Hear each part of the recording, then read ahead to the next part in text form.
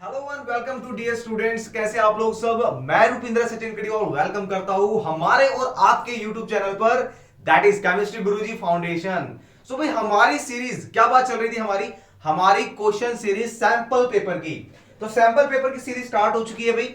थोड़ा माफी चाहेंगे भाई कि एक सैंपल पेपर के बाद थोड़ा सा अभी आपको डिले करना पड़ा, वेट करना पड़ा। रीजन भी इनकी भाई, अब आपको पता है एग्जाम स्टार्ट हो चुके हैं, ठीक है, और सभी स्कूल की फेयरवेल चल रही होगी, तो भाई थोड़ा बहुत एंजॉय हमें भी कर लेना चाहिए, थोड़ा बहुत, है ना भाई। तो भाई ये हमारा सीरीज चल रहा है भाई, सीरीज का क्वेश्चन हमारा सैंपल पेपर 5। तो 5 पेपर में भाई क्या क्वेश्चन है, किस तरीके से आ रहे, ज्यादा डिफिकल्ट नहीं है। और जैसा कि आपका रिस्पांस बहुत अच्छा रहा है सैंपल पेपर्स के लिए, ठीक है। हमने फर्स्ट सीरीज से स्टार्ट किया था, जो हमारा सीरीज हमने उसके अंदर सबसे पहले नोट्स स्टडी करे हैं, नोट्स के बाद हमने वन शॉट कवर करे हैं, और वन शॉट्स के बाद हमने पी वाई क्यू सीरीज करी है भाई। ये 3 सीरीज हमने पूरी कंप्लीट कर ली है, ठीक है। और आप सबों का बहुत अच्छा रिस्पांस रहा है, तो thank you very much for my students. अब स्टार्ट किया हमने भाई सैंपल पेपर सीरीज, और सैंपल पेपर सीरीज हमने स्टार्ट की है भाई एजवार्ड की, ठीक है। कुछ बच्चों का कहना था अभी सर अरिहंत की या ओसवाल की भी स्टार्ट कर दो, तो डेफिनेटली हम स्टार्ट करेंगे भाई। हमारे पास इनफ टाइम है, अभी भी हमारे पास बहुत टाइम है। 20 डेज को अगर हम मान के चले, पूरे 20 डेज हमारे पास है, जो सफिशिएंट है हमारे लिए, ठीक है। चलिए भी स्टार्ट करते हैं, बिल्कुल भी टाइम वेस्ट नहीं करेंगे। क्वेश्चन नंबर फर्स्ट स्टार्ट करते हैं हमारा सेक्शन ए का। सेक्शन ए के अंदर 2 मार्क्स के मेनली जो ऑफिशियल सैंपल पेपर के अकॉर्डिंग 2 मार्क्स के क्वेश्चन आ रहे हैं, ठीक है। अब 2 मार्क्स के क्वेश्चन किस तरीके से आ रहे हैं, क्या क्या आ रहे हैं, देखते हैं सैंपल पेपर 5 में। सो भाई आपको क्या करना है, इस टेबल के अंदर क्वेश्चन को रीड करते हैं। एक टेबल दिया है, यहां पे दिया है भाई एलिमेंट्स। एलिमेंट्स कौन से दिए हैं ऊपर आइडेंटिफाई कर लीजिएगा, पी क्यू एंड आर, ठीक है। And they have atomic number, इनका एटॉमिक नंबर है भाई 5, 9 and 17। Now what it saying, आपको क्या करना है, रीजन बताना है, किस चीज के लिए रीजन बताना है। तो क्वेश्चन नंबर फर्स्ट है रीजन का आपका। क्वेश्चन नंबर फर्स्ट क्या, आपको identify the elements belong to the same group. इनमें से कौन से 2 एलिमेंट है जो सेम ग्रुप से बिलोंग कर रहे हैं। तो भाई सेम ग्रुप से बिलोंग करने के लिए सबसे पहले आपको देखना होगा, ग्रुप में बिलोंग कर रहे तो उनके पास आउटर मोस्ट शेल में किस किस के पास सेम इलेक्ट्रॉन है। भाई सेम ग्रुप का जब मैं कह रहा हूं, तो आपको सबसे पहली चीज देखनी है भाई आउटर मोस्ट शेल, और उस आउटर मोस्ट शेल में सेम इलेक्ट्रॉन किस किस के पास है। भाई ये तो कैरेक्टरिस्टिक सही तो पता ही लगी गया होगा भाई, सेम ग्रुप में क्या होता है भाई, इलेक्ट्रॉन सेम होते हैं आउटर मोस्ट शेल में, but number of shall change हो जाती है, ये भी ध्यान रखना, ठीक है। अब इसकी कंफिगरेशन अगर हम देखते हैं, तो it becomes 2 and 3, it is 2 and 7 and 2, 8, 7. Now it is clearly visible how many it has electron in the outermost shell. So both are having one electron deficient in the outermost shell. इन दोनों में 7 electron है और 1 electron की deficiency है। It means they both belong to same group, यानी Q और R element है, ये हमारे सेम ग्रुप से बिलोंग करते हैं, ठीक है। अब देखते हैं सेकंड क्वेश्चन, इसके सेकंड पार्ट में क्या पुट अप किया हुआ है। 1 मार्क्स के क्वेश्चन है भाई, मैंने बोला था भाई आपके सेक्शन ए में 2 मार्क्स के क्वेश्चन है। अब 2 मार्क्स को भी वो कैसे स्प्लिट करके दे रहा है, ब्रेक करके दे रहा है 1 मार्क्स में, ठीक है। अच्छा भाई जरूरी नहीं है कि क्या पता 2 मार्क्स का वो क्वेश्चन नहीं आता हो, अगर आता है तो इतने अच्छे से नहीं आता हो। तो ये चीज मुझे काफी अच्छी लगी भाई, क्वेश्चन को ब्रेक करके दिया, फर्स्ट पार्ट नहीं आएगा तो सेकंड पार्ट के तो आपको मार्क्स मिल ही जाएंगे, बट ऐसा नहीं है, ठीक है। इतनी प्रिपरेशन मैंने आपको करवा दी है, तो सारे क्वेश्चन अटेम्प्ट होने चाहिए, ठीक है। दिल खुश हो जाना चाहिए भाई साहब, छाती पूरी चौड़ी हो जानी चाहिए कि यहां से स्टडी करके आपने स्कोर करा है। चलो क्वेश्चन नंबर बी पार्ट देखते हैं इसका, फर्स्ट का। The P Q element P Q R belong to group, P Q R belong to 1, 14 and 17। अब क्या पूछता है, which 2 elements will form the ionic compound and formula of that compound। बहुत ही बच्चों वाला क्वेश्चन है भाई। आयोनिक कंपाउंड सबसे पहले आपको देखना है भाई, आयोनिक कंपाउंड। सो आयोनिक कंपाउंड बनाने के लिए क्या क्या रीजन होना चाहिए भाई, यहां पे इलेक्ट्रॉन्स को शेयर नहीं करना है, नहीं करना है। यहां पे आयोनिक बॉन्ड में क्या होगा, इलेक्ट्रॉन का ट्रांसफर होगा, ठीक है। अब इलेक्ट्रॉन का ट्रांसफर तो तब होगा जब हमें पता होगा भी कौन इलेक्ट्रॉन को ट्रांसफर कर रहा है and which one is gaining electron, right. यहां भी एक होगा दाता डोनेट करने वाला, एक होगा रिसीव करने वाला। अब देखते हैं कंफिग्रेशन के अकॉर्डिंग, इसकी कंफिग्रेशन तो रहने देते हैं, क्योंकि देखते हैं भाई 2 4 इसको देखते हैं एक बार, 2 8 एंड 4। इसकी कॉन्फ़िगरेशन क्या रहेगी भाई, 2 8 7। अब भाई अगर इस वाले की बात करते हैं हम, लास्ट वाले की, so what you can see here, अभी जस्ट करके आए, इट हैज 1 इलेक्ट्रॉन डेफिशिएंट, इसके पास एक इलेक्ट्रॉन की डेफिशिएंसी है, ठीक है। अभी एक इलेक्ट्रॉन को ले सकता है, तो यहां पे कौन सा ऐसा है जो एक इलेक्ट्रॉन दे सकता है? ये तो वैसे भी भाई सिलिकॉन वाला, ये तो हाफ फील्ड शेल है, तो ये तो नहीं देगा। तो भाई कौन इलेक्ट्रॉन देगा भाई, पी देगा एक इलेक्ट्रॉन को, ये एक इलेक्ट्रॉन इसको ट्रांसफर कर देगा, ठीक है, डोनेट कर देगा। So P and R can form the bond, which bond, ionic bond, and hence form ionic compound. So the bond which is formed by transferring of electron, donating of electron, losing one electron, where the other element gain that electron. Now bond which is formed between two compound by the transferring of electron is called ionic bond, and compound formed is called ionic compound. ठीक है, तो हमें ये तो पता लग गया भाई R and P है। Now वो कहते हैं predict the formula of compound। भाई इसकी वैलेंसी +1 है, इसकी वैलेंसी -1 है, प्लस माइनस के साइन को भूल जाओ, क्रॉस मल्टीप्लाई करो, तो आपके पास क्या कंपाउंड बनेगा भाई, पीआर। बिल्कुल सिंपल सा क्वेश्चन था, है ना। चलो अब देखते हैं हमारा नेक्स्ट क्वेश्चन। नेक्स्ट क्वेश्चन बहुत इंपॉर्टेंट है भाई, क्योंकि ये मैंने आपको बहुत बार बताया है, और शायद यूट्यूब पर की अगर बात करते हैं तो यूट्यूब पर भाई शायद मेरे ख्याल से मैंने ही आपको बताया होगा, क्योंकि ये टॉपिक स्पेशली जो साइंस लेने वाले हैं उनको तो डेफिनेटली पता होना चाहिए, जो नहीं लेने वाले हैं उनको भी पता होना चाहिए। भाई क्वेश्चन तो अभी भी आएगा आपका।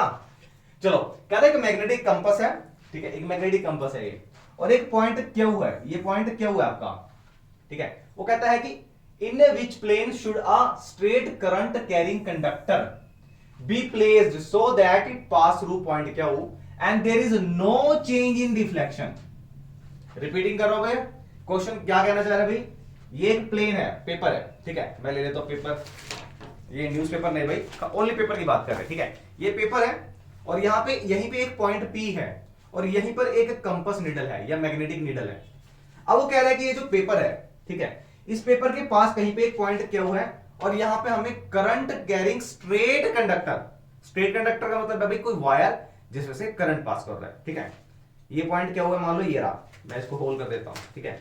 अब वो क्या कह रहा है कि इस मैग्नेटिक वायर को या इस करंट कैरिंग कंडक्टर को हम किस तरीके से प्लेस करें कि वहां पर कोई भी डिफ्लेक्शन ना आए, कोई भी डिफ्लेक्शन ना आए। दोबारा रिपीट करो, ये प्लेन पेपर है, ये पॉइंट क्या हुआ है जहां मैंने होल्ड कर दिया है, और सर मुझे पीटने वाले हैं कि उनका सुबह सुबह न्यूज़पेपर खराब कर दिया है, और ये हमारा करंट कैरिंग कंडक्टर है, ठीक है। तो हमने एक भाई रूल पढ़ा था, थंब रूल एम्पियर का, ठीक है। तो उसके अकॉर्डिंग अगर करंट कंडक्टर हमारे पास है तो मैग्नेटिक फील्ड भाई कंसेंट्रिक सर्कल की फॉर्म में बनेगा, ठीक है ना। और यहां पे भाई मैग्नेटिक नीडल है तो वो डेफिनेटली डिफ्लेक्ट कर जाएगी। बट क्वेश्चन क्या आ रहा है, क्वेश्चन में क्या रहा है कि नीडल डिफ्लेक्ट नहीं करनी चाहिए भाई।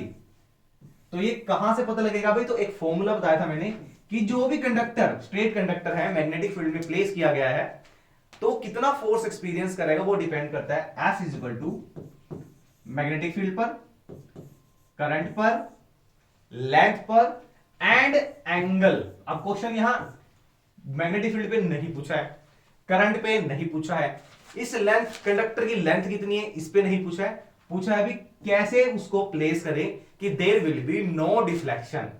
अब आपको भाई ट्रिग्नोमेट्री 10th क्लास में कर रहे तो डेफिनेटली इतना तो पता होगा कि 90 डिग्री पर मैक्सिमम वैल्यू होती है साइन थीटा की।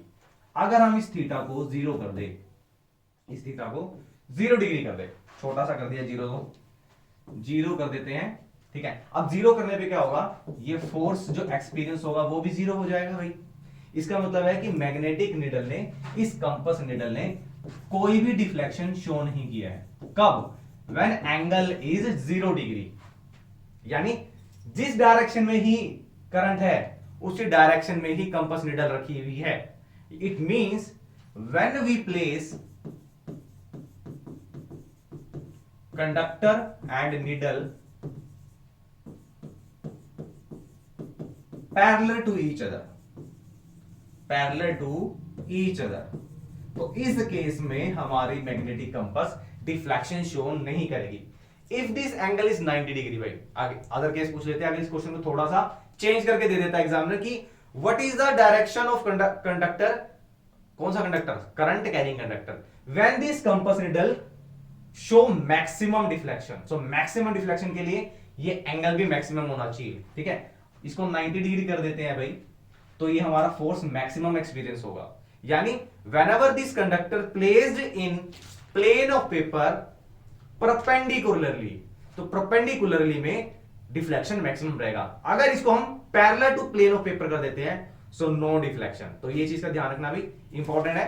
पैरेलल रहेगा तो कोई डिफ्लेक्शन नहीं है, अगर परपेंडिकुलर रहेगा तो क्या होगा, डिफ्लेक्शन मैक्सिमम होगी। चलो थर्ड क्वेश्चन देखते हैं भाई, अच्छा क्वेश्चन है और क्या कहता है देखते हैं इसके अंदर। कह रहा Ram reads a statement in a text book which said jeans control the characteristics और ट्रेड्स, कि जो जीन्स होता है भाई वो डिसाइड करता है ट्रेड्स को। क्या ये सही है? तो भाई इसका भाई बहुत सारे आंसर्स बनते हैं, बट मैं चाहता हूं कि आपका मेंडल एक्सपेरिमेंट से रिलेट करके बताऊं मैं आपको, ठीक है। सो यहाँ पे अगर कैरेक्टरिस्टिक्स की बात करते हैं हम, स्पेशली कैरेक्टरिस्टिक्स मेंडल एक्सपेरिमेंट में हमने स्टडी किया था उसके सीड के कलर के ऊपर और उसके टोल एंड डाफ कैरेक्टर के ऊपर, ठीक है ना। तो यहां पे बात करते हैं भाई जो जीन्स है वो क्या है, genes are present in DNA. DNA के अंदर हमारे जो जीन्स प्रेजेंट होते हैं उसका काम क्या होता है, mainly they are carrying the hereditary characters या पेरेंटल कैरेक्टर्स, राइट। अगर हम बात करते हैं किसकी, कैरेक्टरिस्टिक्स की, so genes are present in DNA and characters या स्पेशल कैरेक्टर की अगर हम बात करते हैं, स्पेशल कैरेक्टर्स लाइक, अगर हम मेंटल के एक्सपेरिमेंट की बात करते हैं, लाइक टॉलनेस या फिजिकल अपीयरेंस, अगर हम जनरली बात करते हैं, physical appearance is decided by gene. How सबसे पहले तो ये पता होना चाहिए हाउ, क्यों, कैसे, ठीक है। क्यों और कैसे का आंसर जब मिल गया तो वही आपका आंसर बन जाएगा भी। सो अगर हम बात करते हैं कि किसी भी फिनोटाइप की रेशियो की, like tallness is one of the character, example ले लेते हैं, like tallness is one of character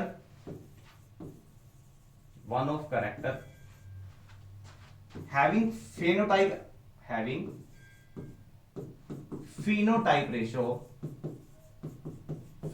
ratio which is decided by genotype। कैसे, अब ये क्या होगा भाई, कह रहा जो उसकी फिजिकल अपीयरेंस है, यानी फिनोटाइप का मतलब क्या बताया था भाई, फिनोटाइप का मतलब होता है उसकी फिजिकल अपीयरेंस है, वो कैसे डिपेंड करती है, किस चीज पे डिपेंड करती है, वो जीनोटाइप पे डिपेंड करती है कि जेनेटिक रेशियो क्या है उसकी। लाइक मैंने एग्जांपल लिया भाई टॉलनेस वाले कैरेक्टर्स के बारे में, ठीक है। सो टॉलनेस वाले कैरेक्टर्स कब होंगे, जब वो F1 प्रोजेनी में आएगा, ठीक है। F1 प्रोजेनी में टॉल कैरेक्टर और डार्क कैरेक्टर क्या करेंगे भाई, क्या करेंगे, एक कोडिंग में आएंगे, ठीक है। और ये कैसे आएंगे, उसमें टॉलनेस वाले कैरेक्टर ही फर्स्ट प्रोजेनी में जब आ रहे हैं, यानी डोमिनेंट कैरेक्टर आ रहे हैं, डोमिनेंट कैरेक्टर। तो ये डोमिनेंट कैरेक्टर कैसे आ रहे हैं भाई, वो आ रहे हैं हमारे जीन्स के थ्रू। तो ये लाइन इंपॉर्टेंट है हमारी कि जो जीन्स हैं, genes are special codes for a particular growth या ट्रेड्स। लाइक मैं एक एग्जांपल देता हूं कि जो टॉलनेस वाले कैरेक्टर की हम बात कर रहे थे, ठीक है, टॉलनेस वाले कैरेक्टर, तो टॉलनेस वाले कैरेक्टर के लिए, टॉलनेस कैरेक्टर्स के लिए ये आपका चैप्टर, आपका जो कंट्रोल एंड कोऑर्डिनेशन 7 चैप्टर था वो कट हो गया, बट उसको मैं थोड़ा सा पार्ट में एक एग्जांपल के फॉर्म में ले रहा हूं भाई। जो टॉलनेस वाले कैरेक्टर्स हैं तो ये कैसे आएंगे, सो प्लांट्स के पास हॉर्मोन्स होते हैं, the plant hormones are responsible for height of a plant।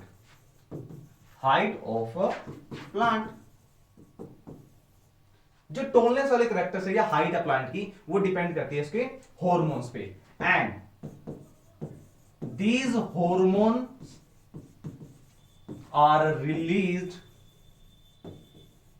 Bye plant through genes।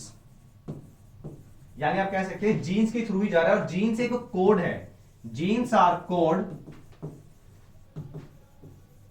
That help in providing information of providing info या प्रोवाइडिंग टॉलनेस करेक्टर, इन्फो रहने दीजिए, प्रोवाइडिंग हॉर्मोन्स, इसको थोड़ा सा modify करता हूं, providing hormones for tallness character. अगर हम पेड़ की प्लांट की ग्रोथ के बारे में बात कर रहे हैं तो प्लांट में से जो भी हार्मोन निकलेगा भाई उसकी कोडिंग कौन करेगा, उसकी कोडिंग करेगा जीन।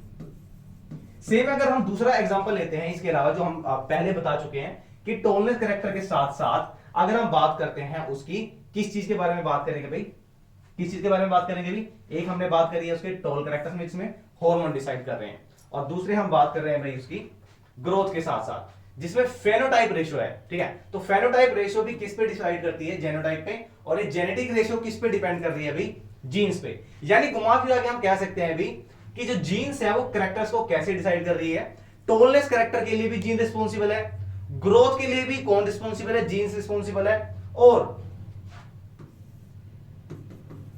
टॉलनेस ग्रोथ के लिए कौन रिस्पॉन्सिबल है भाई, जीन्स रिस्पॉन्सिबल। ठीक है, so genes are the special codes which decide the growth of the plant. तो इसी तरीके से जितने भी कैरेक्टर्स ट्रांसफर होंगे वो जीन्स के ही थ्रू ट्रांसफर होंगे। ठीक है, अच्छा क्वेश्चन था भाई, 2 एग्जांपल के थ्रू बताया, आप कोई सा भी एग्जांपल ले सकते हैं, ये मेरे ख्याल से बहुत इजी रहेगा, जिसमें हमने प्लांट की हार्मोन्स की बात की है। तो गिबरेलिन, साइटोकिनिन, एब्सिसिक एसिड कुछ थे बट उसको यूज नहीं कर रहे, वो सिलेबस से कट हो चुका है। प्लांट की हार्मोन्स की जो हार्मोन्स है वो डिसाइड करते हैं ग्रोथ को। ठीक है, और वो ग्रोथ किस पे डिपेंड करती है भी, जीन पे, क्योंकि जीन उनके लिए स्पेशल इंफॉर्मेशन प्रोवाइड कराता है, कुछ कोड्स बनाता है जो इसके लिए हेल्पफुल होते हैं। एक टॉलनेस के लिए लिया, ग्रोथ में हम ले सकते हैं भी प्रोटीन के बारे में, स्पेशल प्रोटीन कौन कौन से बनेंगे जो उसकी ग्रोथ के लिए हेल्पफुल होंगे, वो भी जीन डिसाइड करेगा। तो इन दोनों एग्जांपल में से एक एग्जांपल आप ले सकते हैं, टॉलनेस हार्मोन पे डिपेंड कर रही है एंड ग्रोथ डिपेंड कर रही है प्रोटीन्स पे। ठीक है, चलिए अभी अच्छा क्वेश्चन था। अब देखते हैं नेक्स्ट पार्ट, बी पार्ट में, क्या the traits acquired during the life time of an individual not inherited. मैं आपको भी पूरा डिटेल में इसलिए बता रहा हूं ताकि आपको 2 एग्जांपल में से मिनिमम एक तो याद रहे। ठीक है, क्वेश्चन को ध्यान से सुनना कि जो एक्वायर्ड ट्रेट्स हैं, ये टॉपिक भी कट चुका है तो सिलेबस में क्यों आ रहा है सर भाई, सिलेबस इसमें आ रहा है क्योंकि ये आपके क्रोमोसोम्स के ऊपर डिपेंड कर रहा है, ये क्वेश्चन को थोड़ा राउंड अबाउट वे में पूछ रहा है। तो मैं पहले एक बार बता देता हूं एक्वायर्ड ट्रेट्स क्या होते हैं। ये वो ट्रेट्स होते हैं या वो कैरेक्टरिस्टिक्स होती है that we acquired from the environment या change in environment, like if we talk about myself. ठीक है, अब मेरे क्या है भी, मेरे जो मैं ज्यादा धूप में घूमता तो मेरा रंग ज्यादा फेयर नहीं है। ठीक है, ये बट मेरे पेरेंट्स का फेयर कलर है, सो ऐसा नहीं है कि वो इनहेरिट हुआ है मेरे में। अब मैं बात कर रहा हूं अपनी, अब मेरे जो नेक्स्ट प्रोजेनी होगी हो सकता है वो फेयर कलर की हो, सोचते अच्छा लगता है ना गोरे गोरे बच्चे, बट ऐसे गोरा काला कुछ नहीं होता भाई। ठीक है, तो मेरा रंग फेयर नहीं है बट मेरी नेक्स्ट प्रोजेनी का फेयर कलर है, तो ये कैरेक्टर मैंने एक्वायर्ड किया था धूप में घूमने से। ठीक है, बट ऐसा है मेरे साथ बच्चों के साथ या मेरे नेक्स्ट प्रोजेनी के साथ नहीं होगा। ठीक है, तो उनका कलर फेयर हो सकता है, तो ये उन्होंने, मैंने वो कैरेक्टर्स इनहेरिएट नहीं करे हैं या मेरे वो कैरेक्टर्स इनहेरिएट नहीं हुए हैं मेरी नेक्स्ट प्रोजेनी में। ठीक है, वही क्वेश्चन पुट किया यहाँ पे कि एक्वायर्ड ड्रेव या acquired during the life time of individual not inherited. बिल्कुल सही है कि जो एक्वायर्ड ट्रेड्स होते हैं, एक्वायर्ड ट्रेड्स क्या होते हैं पहले ये पता होना चाहिए। Acquired traits are the traits और कैरेक्टर्स विच इज एक्वायर्ड या received, which is acquired from environment due to some changes। आप इसमें एग्जांपल भी दे सकते हैं। ठीक है, कोई एग्जांपल ले सकते हैं, लाइक फेयर कलर के लिए एग्जांपल ले सकते हैं, a footballer has a child interested, not interested कर लेते हैं कि एक भाई फुटबॉलर है, अब उसका इंटरेस्ट है कि वो जब पैदा हुआ तो उसको फुटबॉल में इंटरेस्ट था, बट उसका बेटा कहता है मैं तो क्रिकेट खेलूंगा भाई। ठीक है, तो ये कैरेक्टर्स इनहेरिट नहीं होते हैं। A footballer has a child who is not interested in sports,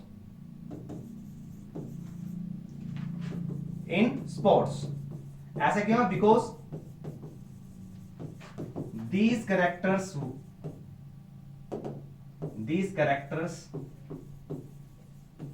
were acquired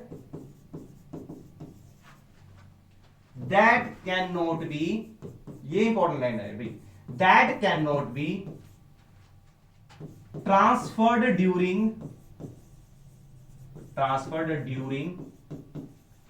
DNA changing या डीएनए, सिंपल डीएनए कर सकते हैं भाई। जब पेरेंट से डीएनए ट्रांसफर हो रहे हैं, जीन्स कॉपी हो रहे हैं, क्रोमोसोम्स ट्रांसफर हो रहे हैं, तो उस टाइम पर ये वाले एक्वायर्ड ट्रेट्स कभी भी ट्रांसफर नहीं होते हैं। This one is the most important line कि acquired traits can not be transfer to the next progeny. ठीक है, सो यही हमारी लाइन थी कि एक्वायर्ड ट्रेट कभी भी लाइफ टाइम में जो भी हमने गेन करें, that we gain from the environment and that is not inherited to the next progeny because this can not change the DNA. ठीक है, एक्वायर्ड ट्रेट्स कभी भी डीएनए के अंदर चेंजेस नहीं करते हैं। ठीक है, इस वजह से ये इनहेरिट नहीं होते हैं। ठीक है ना, 1 मार्क्स में भी इसको पॉइंट्स बना के लिख सकते हैं, 2 पॉइंट्स में, या पैराग्राफ में 2-3 लाइन में कंप्लीट कर सकते हैं आप। ठीक है, चलिए, अच्छा क्वेश्चन है, ये भी शायद आपका सीबीएसई का ही है। पहले मैं बता देता हूं, उसमें पूछा गया बॉइलिंग पॉइंट के ऊपर बात की है, कार्बन कंपाउंड चैप्टर से है, और कार्बन कंपाउंड में सीधा क्वेश्चन ये था कि कार्बन कंपाउंड का बॉइलिंग पॉइंट कम क्यों होता है या ज्यादा क्यों होता है, ये क्वेश्चन था। अब यहाँ पे थोड़ा सा क्वेश्चन को चेंज कर दिया है। ठीक है, यहाँ पे है भाई CH4 methane, C3H8, C5H12 and C8H18। ठीक है, सिंगल बॉन्ड है भाई पहला। दूसरे की अगर हम बात करते हैं CnH2n+2, ये भी हमारा भाई 2 3 6, हाँ ये भी हमारे सिंगल बॉन्ड। तो ये सिंगल बॉन्ड कंपाउंड है अभी हमारे, सिंगल बॉन्ड एल्केन। अब क्वेश्चन क्या पुट अप किया है, वो कहता है arrange them in the increasing order of their boiling point. भाई बॉइलिंग पॉइंट के इंक्रीजिंग ऑर्डर में लिखना है। मैं आपको सिर्फ क्वेश्चन अंडरस्टैंड कराऊंगा, ये आप खुद लिखेंगे। मैं सिर्फ आपको इतना बताऊंगा, क्या बताऊंगा सर, दैट हमें अरेंज करना है इसको बॉइलिंग पॉइंट में, that molecular mass is directly proportional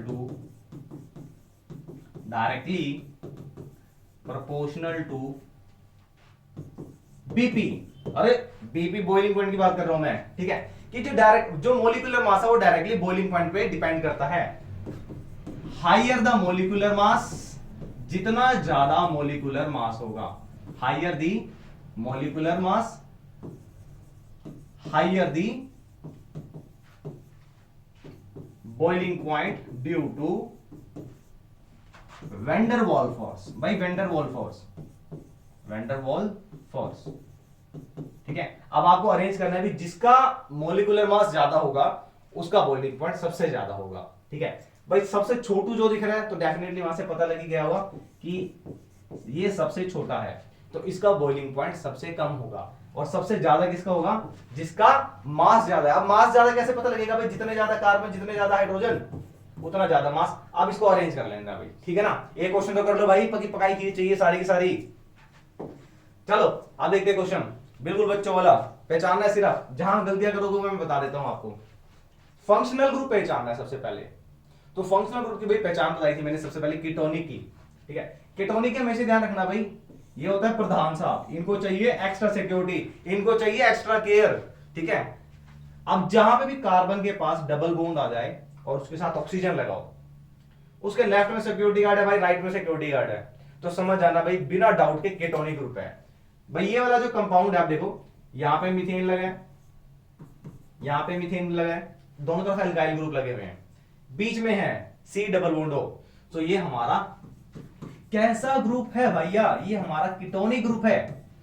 कौन सा फंक्शनल ग्रुप लगा है, कीटोन, यही तो कुछ है। कौन सा ग्रुप लगा है भाई, कीटोन लगा हुआ है। दूसरा अब ये देखते हैं, अब आप कहोगे यहां पे भी लगा है भाई, अरे भाई साहब यहाँ पे एक साइड पे अल्काइल ग्रुप लगा है, यहाँ पे हाइड्रोजन लगा हुआ है, ये हमारा कीटोनिक नहीं होगा। इसको अगर हम देखते हैं इस वाले पार्ट को, तो ये कुछ इस तरीके का बन रहा है, देखो CH3CHO, ये हमारा एल्डिहाइड ग्रुप है, एल्डिहाइड। भाई बाकी तुम वीडियो को लाइक सब्सक्राइब और शेयर तो बिल्कुल नहीं करते हो, मैंने देख लिया है। कट्टी होने वाली है। चलो अब देखते हैं हमारा, अरे भैया कट्टी करते तो हमारा मार्कर भी गिरवाओगे क्या। अब ये देखो यहाँ पे 3 कार्बन है, सिंगल बॉन्ड कंपाउंड है। अब यहाँ पे कौन कौन से फंक्शन ग्रुप लगेंगे देखते हैं। भाई मैंने आपको बताया था, ये एल्डिहाइड हो गया, ये कीटोनिक हो गया, ये कार्बोक्सिलिक हो गया और ये अल्कोहलिक हो गया। ये 4 ग्रुप मैंने आपको इंपॉर्टेंट बताए थे, but in spite of these 4 group there is another group that is the halogen family. और इस हैलोजन फैमिली में मेनली 3 ही पूछेगा।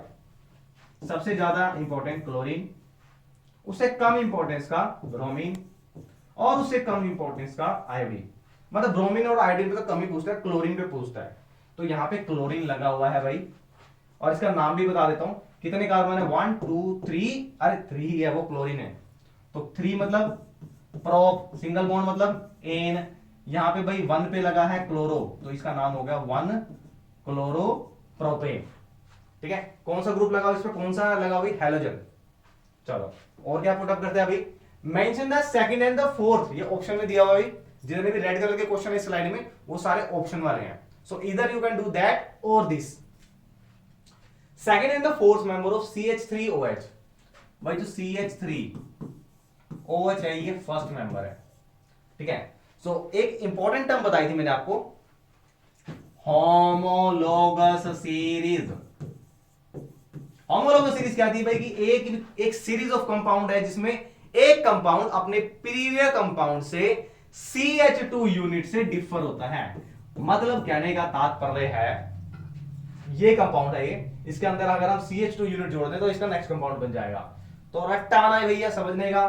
तो इसके अंदर CH2OH ये बन गया सेकंड और फोर्थ पूछा है। मैं आपको तीनों बता देता हूं, थर्ड भी बता देता हूं। थर्ड कौन सा होगा, CH3 CH2 CH2OH, और जोड़ दो CH2 CH3 CH2 CH2 CH2OH, ये आ गया फोर्थ।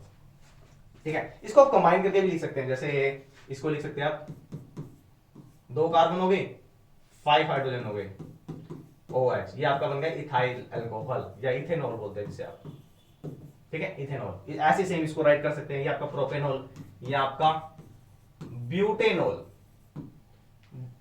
फ्री के 2 नंबर दिए भाई, इसमें क्या ही पूछा है, ये बनाना एग्जांपल, पूरा हिंट दाना है। फर्स्ट पॉइंट में आपने ये लिख दिया, कुछ एक्स्ट्रा इंफॉर्मेशन राइट कर सकते हैं कि ये क्या है, ये है भाई हमारा अल्कोहलिक, ये हमारा मिथेनॉल है। ठीक है, यहां पे हम होमोलोगस सीरीज को एक्सप्लेन कर सकते हैं।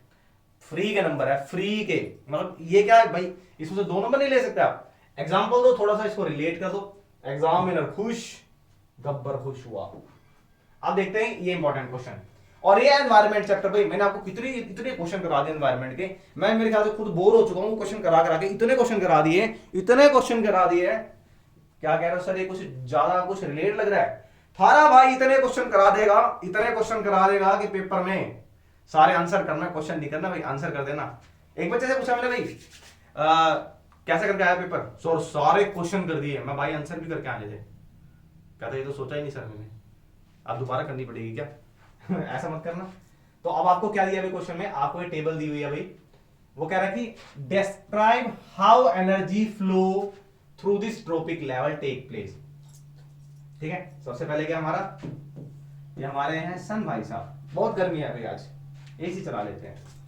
चलो उसके बाद ये लाइट गई भैया, एनर्जी जा रही है लीफ में, देन कैटरपिलर से बर्ड में, बर्ड से स्नेक, और स्नेक से फिर ये एनर्जी लॉस्ट हो रहा है। इसको दिखा देता हूं मैं थोड़ा सा ऊपर करके, ये एनर्जी लॉस हो रहा है। ठीक है, याद रखना भी क्या है। अब इसको क्या करना भी, हमने इसके बाद दिया है कुछ नहीं दिया, तो इसको एक्सप्लेन करते हैं। कितने मार्क्स थे पहले देख लेते हैं भाई, कितने मार्क्स में दिया हुआ है हमारे, ये 1 मार्क्स में दिया हुआ है, और इसका बी पार्ट भी दिया होगा हमारे पास, बिल्कुल दिया है भाई। ये 2 मार्क्स में दिया है भाई। क्वेश्चन में क्या कर रहे हैं भाई, लीफ के अंदर जा रहा है, कैटरपिलर से bird, then snake, then energy loss, इसको आपको एक्सप्लेन करना है। सो एक्चुअली में what is going to happen, plants in first tropic level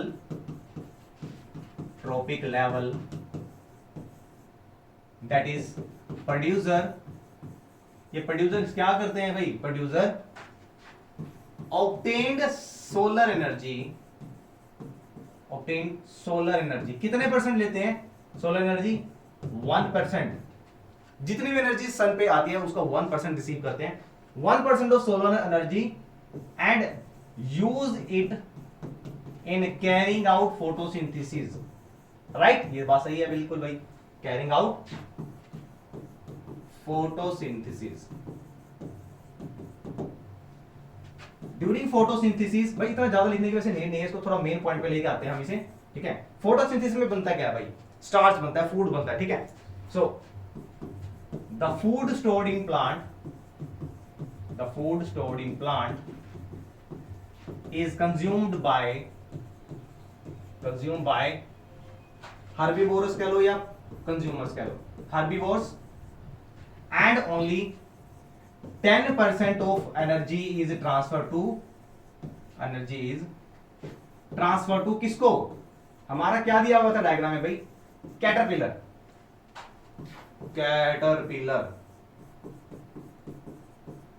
caterpillar हो गई, ठीक है? Now at the second tropic level, these 10% of energy is transferred to bird, which is eaten by snake, and hence 10% of energy is transferred. But at the last, snake के बाद क्या था? Energy lost. यहाँ energy lost का मतलब क्या है? Means whatever the energy that has been taken by snake from the bird as a food, इसमें अब इसमें एनर्जी लॉस लिखा है, मतलब क्या है? व्हेन द टॉप कार्निवोरस, यानी हमारा फोर्थ ट्रोपिक लेवल पे जो भी ऑर्गेनिज्म होगा, top carnivore, when it eat snake, then only 10% of energy is transferred, 90% of energy is lost. This you need to explain in this question कि energy lost कहां हो रही है? ये 90% एनर्जी लॉस्ट हो जाएगी टॉप कार्निवोरस यानी ट्रॉपिक लेवल 4 में 10% ही एनर्जी ट्रांसफर होगी, यानी स्नो को जो भी ईट करेगा, ईगल या वल्चर्स की बात कर रहे हैं, तो उसमें सिर्फ 10% ट्रांसफर होगी, 90% इज गेटिंग वेस्ट। और ये किन्होंने बताया था भाई? नाम भी बता दो भाई साहब का। लिंडेमन जी ने बताया था, तो इनका नाम भी मुखरित कर देना है यहाँ पे। मुखरित क्या होता है सर? अरे मतलब बता देना, एग्जामिनर खुश हो जाएगा, भाई साहब को नाम पता है।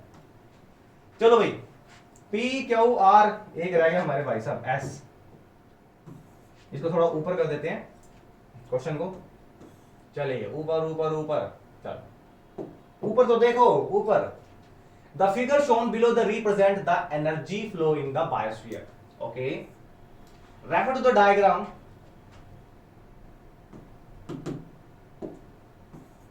Answer the following question on this diagram given. Name the boxes represented by P, Q, R. by P, Q, R क्या है? Energy from the sun, ये P हमारा, तो डेफिनेटली हमारा P क्या होगा भाई? P हमारा होगा प्रोड्यूसर्स, या आप कह सकते हैं यहाँ पे प्लांट्स हो गए हमारे, ठीक है ना? अच्छा, P यहाँ पे, अब P से एनर्जी ट्रांसफर हो रही है मान लो Q में, और Q से हो रही है R में, तो हमारा Q क्या होगा? हमारा Q होगा भाई हेर्बिवोर्स, यानी कंज्यूमर, यानी फर्स्ट कंज्यूमर कह लो आप इसे। दोनों बता रहा हूं, कोई भी आंसर लिख सकते हैं आप, फर्स्ट कंज्यूमर लिख सकते हैं, हेर्बिवोर्स लिख सकते हैं। अच्छा, Q को ईट कर रहे हैं R, तो ये क्या हो गया हमारे? ये हमारे कार्निवोर्स हो गए। अगर इसमें और डिटेल में जानना है तो प्लांट्स लिख सकते हैं, जैसे मैंने एग्जांपल लिखा। फर्स्ट कंज्यूमर में आप रैबिट या ग्रास होपर लिख सकते हैं, सेकंड में आप कार्निवोरस का एग्जांपल दे सकते हैं, ठीक है? सेकंड क्वेश्चन क्या पुट अप करता है? What is S and why is it linked with all three boxes? भाई ये जो S है, ये S क्या है और ये सारे ऑर्गेनिज्म से कैसे रिलेटेड है? सो भाई एनर्जी यहां से जा रही है, एक ट्रॉपिक लेवल से ट्रांसफर हो रही है फूड चेन के थ्रू, ठीक है? बट लास्ट में हमारे पास कौन सा ऑर्गेनिज्म आता है भाई? हमारे पास लास्ट में आता है भाई डीकंपोजर्स। बहुत बार बताया है डीकंपोजर्स। तो आपको बताना है S is a decomposer because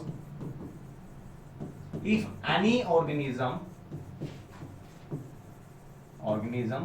from P, Q, R get die, then energy is directly transferred to S, because it's because it gain energy या receive energy by dead and decaying matter. बेहतरीन answer, एक number में बच्चे की जान लेगा क्या, इतना बहुत है। How is the equal genetic contribution of male and the female parent ensure the progeny. भाई साहब इतनी बार ये क्वेश्चन आ चुका है, घुमा फिर आगे घुमा फिर आगे, ठीक है। अब घुमा फिर आगे क्या कह रहा है भाई, कह रहा है कि जो इक्वल जेनेटिक कंट्रीब्यूशन होता है मेल और फीमेल का, definitely it is right statement कि मेल और फीमेल का इक्वल कंट्रीब्यूशन होता है, किसके लिए, प्रोजेनी के लिए। तो इसका आंसर राइट क्या करेंगे, कैसे होता है, yes, equal progeny, equal genetic contribution of male and the female parent ensured in progeny during sexual intercourse। how, कैसे होगा ये, both male and female, both male and females have 23 pairs of chromosome, right। दोनों के पास भाई 23 pair of chromosomes होते हैं, है कि नहीं। Where in male 22 pair are autosomes and one pair is one pair. अब वो वन पेयर कौन सा है भाई, वन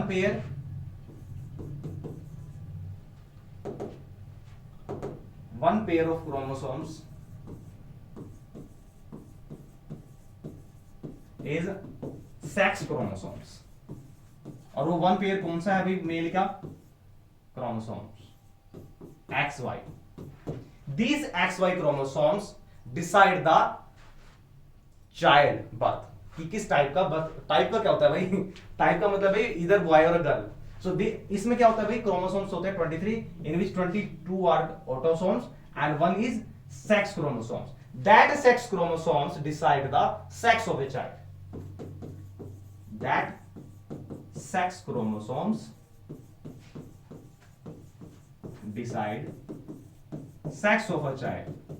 और हमारी सोसाइटी में है क्या भाई, वीमेन के ऊपर डाल देते हैं सारा का सारा ब्लेम, भाई गर्ल चाइल्ड हुई है तो गर्ल हुई है तो क्या हुआ भाई, भाई डिसाइड तो सिर्फ मेल ही करता है ना, कि क्रोमोसोम्स उसके पास एक्स अवेलेबल है कि नहीं है। फीमेल के पास तो बेचारी के पास एक ही रहेंगे। Females have XX chromosomes only। सो आप यहां पे पूरा फिर इसके बाद आप पूरा एक्सप्लेन कर सकते हैं। यहां पे male has contribution of XY chromosomes and females have contribution of X chromosomes। when there is the transfer of Y chromosomes from the male and transfer of X chromosomes from the females, then the coming child will be a boy child, if else girl। So progeny में genetic contribution दोनों की equal रहती है, means one chromosomes from this side and one from this side, and total contribution means total number of chromosomes remain the same. अब क्या reason है उसका भाई, टोटल नंबर ऑफ क्रोमोसोम्स क्यों रहते हैं सेम, बिकॉज जब मेल से जाते हैं तो ये हैप्लॉइड जाते हैं, सिंगल में जाते हैं, यहां से भी हैप्लॉइड, हैप्लॉइड का मतलब, haploid means sir half number of chromosomes. तो जब सेक्सुअल इंटरकोर्स होता है, जीन्स ट्रांसफर होते हैं, क्रोमोसोम जाते हैं, तो हैप्लॉइड जाते हैं single, 23 from this side, 23 from this side, तो टोटल 46। 46 का मतलब क्या है, 23 pair. So number of chromosomes remain the same because haploid chromosomes underwent in progeny, ठीक है, या अंडरगोन इन प्रोजेनी। अच्छा क्वेश्चन है, 2 नंबर सर पक्के। चलो नेक्स्ट क्वेश्चन, इसका और में ऑप्शन में क्या दिया हुआ है, it is possible that a trait is inherited but may not be expressed. But traits inherited होती है, trait is inherited but may not be express, give a suitable example to justify the statement. भाई साहब Mendel जी को याद किया जाए, Mendel जी ने क्या कहा था। सो मेंडल जी के एक्सपेरिमेंट को आप बता सकते हैं यहां पे, दिस स्टेटमेंट इज ट्रू, पहले आपको बताना है कि ये स्टेटमेंट ट्रू है, क्यों ट्रू है उसको बताना, फिर पेपर को रिप्रेजेंट करना है। This statement is true as explained in Mendel experiment. Mendel ji मत कर देना वहां पे, ठीक है ना। ठीक है भैया, अच्छी चीजें बताइए जी, डिजर्व करते हैं, बट क्वेश्चन में नहीं बताना आपको, ठीक है। मेंडल एक्सपेरिमेंट आप यहाँ पे क्या बता सकते हैं, अभी उन्होंने कहा कि जो ट्रेड्स है वो एक्सप्रेस नहीं होगी, सो आप यहाँ पे बता सकते हैं देयर इज अ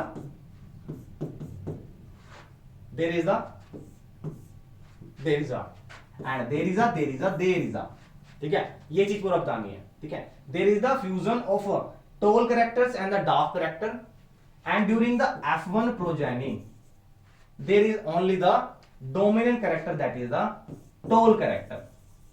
now वो क्या कह रहा है कि इनहेरिटेड है, भाई इनहेरिटेड तो डार्क कैरेक्टर भी है, but only that character is express which is in dominancy, that is toll character, and other characters which is in the hidden form is called recessive character.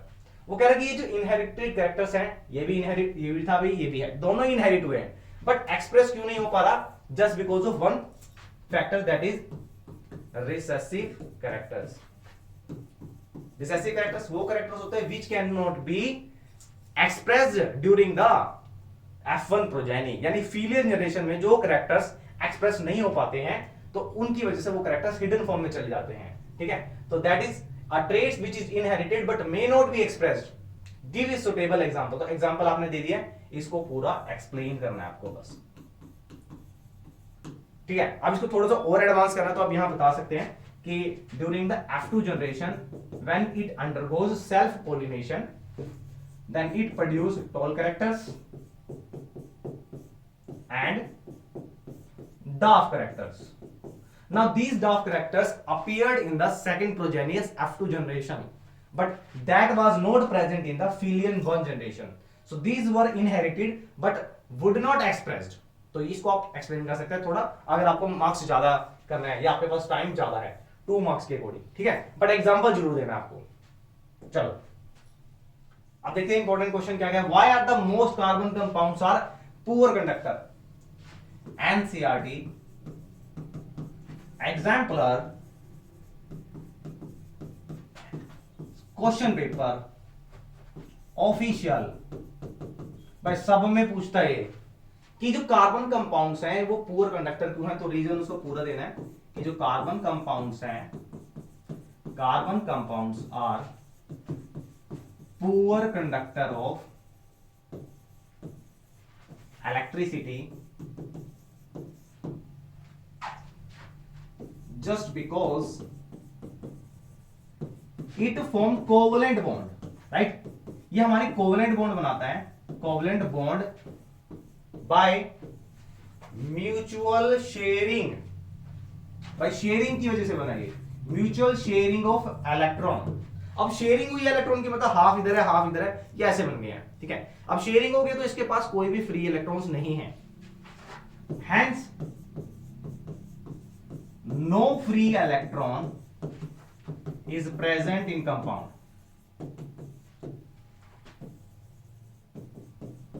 और electron free नहीं है, hence do not show conductivity which is poor conductor, ठीक है ना। आप इसको explain कर सकते हैं।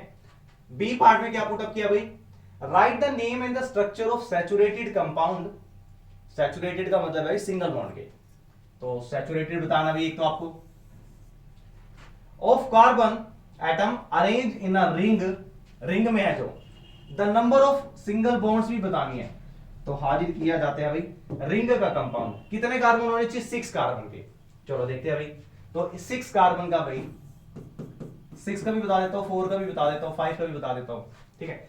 6 कार्बन का रिंग कंपाउंड, रिंग कंपाउंड का मतलब क्या भाई, cyclic,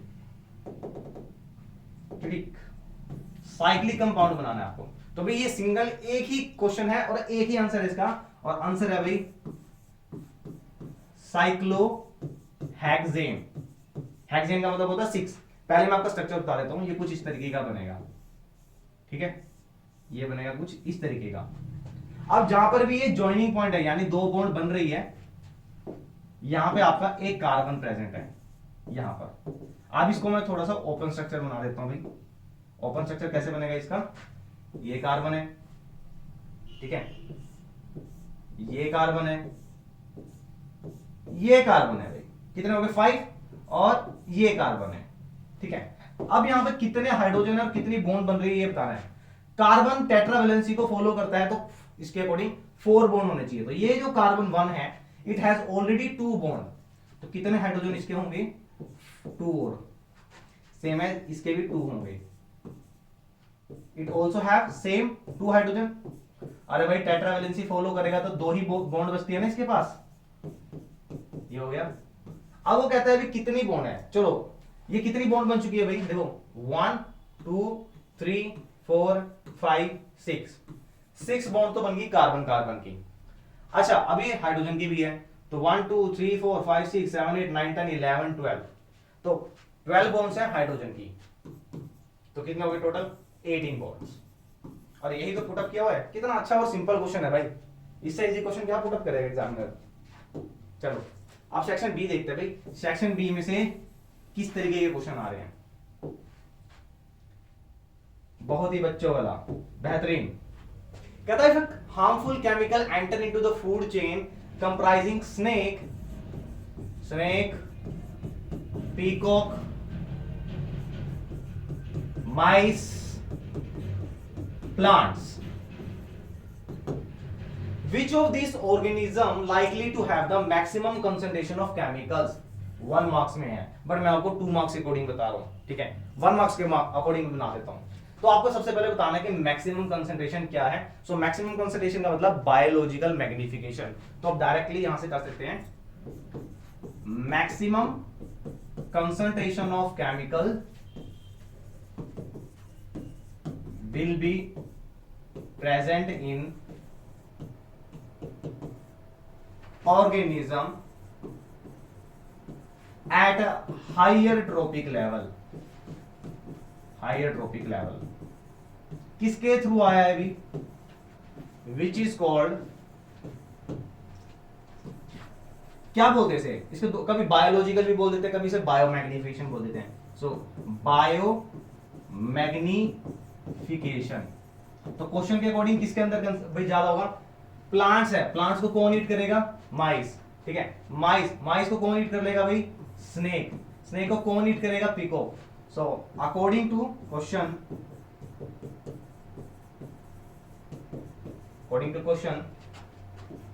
peacock has maximum concentration of chemical. भाई बताया तो था, सक्सेसिवली ग्रोथ होती है केमिकल्स की एक लेवल से दूसरे लेवल में, और मैक्सिमम तक जाते जाते वो क्या होती है? वो इंक्रीज होती रहती है। मैंने आपको लास्ट में एग्जांपल भी दिया था, 60 से 240 से 1600 ppm, मतलब कार्निवोरस तक जाते जाते 4 टाइम 5 टाइम हो जाती है, ठीक है? चलो 1 नंबर में बहुत है इतना भाई। आप क्वेश्चन देखते हैं, इससे इजी क्वेश्चन आपको कहां मिलेगा भाई? 7th क्लास से स्टडी करते आ रहे हो आप, एक बार क्वेश्चन को देखेंगे, बहुत ही बेहतरीन और सिंपल सा क्वेश्चन। कहता है state the essential function performed by ozone layer at the higher trophic level, ठीक है? तो ओजोन लेयर होती क्या है?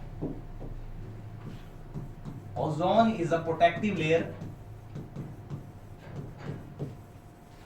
प्रेजेंट इन स्ट्रेटोस्फीयर, या आप उसकी हाइट बता सकते हैं किस हाइट तक है? Present in stratosphere which protect us from ये us तो लिखता ही लगता ही नहीं कहीं से ना, which protect us from ultraviolet radiation। अच्छा यहाँ पे थोड़ा सा और से मॉडिफाई करना चाहते हैं, इतना आंसर बहुत है।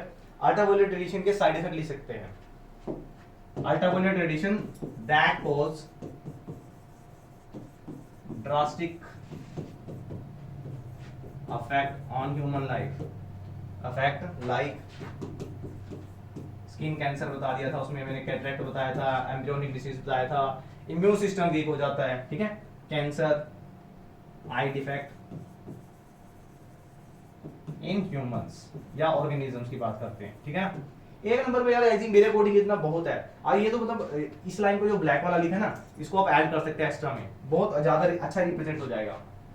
Why do the producers always occupy at the first level of the tropic? भाई ट्रॉपिक लेवल में प्रोड्यूसर्स को सबसे पहले क्यों रखा गया? रीजन एक ही है भाई, because plants are the only organisms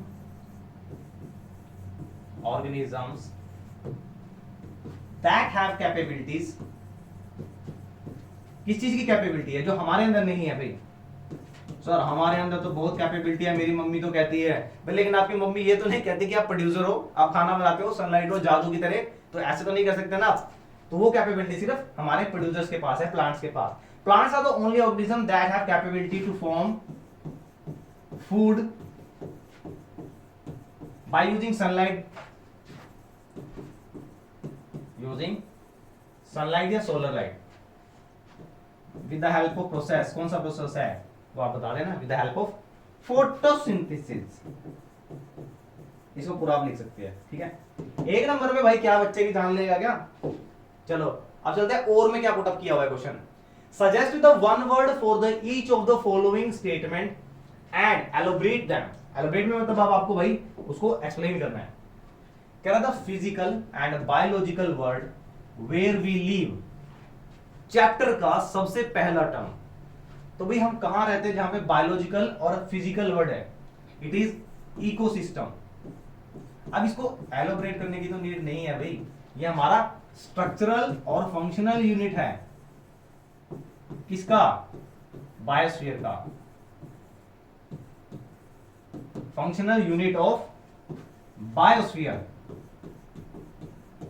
जहां पर क्या होता है sir, where living and non living. अगर आप लिविंग और नॉन लिविंग नहीं बताना चाहते हैं भाई तो बायोटिक और अबायोटिक ले लीजिए, वो वर्ड अच्छा है। Where the biotic and abiotic factor interacting with each other, interacting with each other, ठीक है ना। दूसरा देखते हैं, दूसरा क्या पुटअप किया भाई इसने। Each level of the food chain where the transfer of energy take place. भाई ये क्या है, यहां से हमारे क्या आते हैं, ये हमारे आते हैं प्रोड्यूसर्स, उसके बाद प्राइमरी कंज्यूमर, सेकेंडरी कंज्यूमर, ठीक है ना। तो ये क्या है भाई, टर्सरी भी आ जाते हैं वैसे, ठीक है। प्रोड्यूसर्स के बाद हमारे यहाँ प्रोड्यूस प्राइमरी कंज्यूमर, सेकेंडरी और ये टर्सरी, ये अरे यार एक ही तो था, यहाँ टर्सरी कंज्यूमर, ठीक है। तो ये क्या है, यहां से क्या हो रहा है, एनर्जी का ट्रांसफर हो रहा है, तो इसको हम क्या बोलते हैं, it is called trophic level.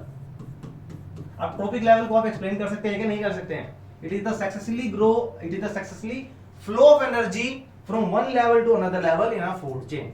Food chain में भाई सक्सेसफुली इंक्रीज होना या सक्सेसफुली ट्रांसफर होना है एनर्जी का, that is called trophic level.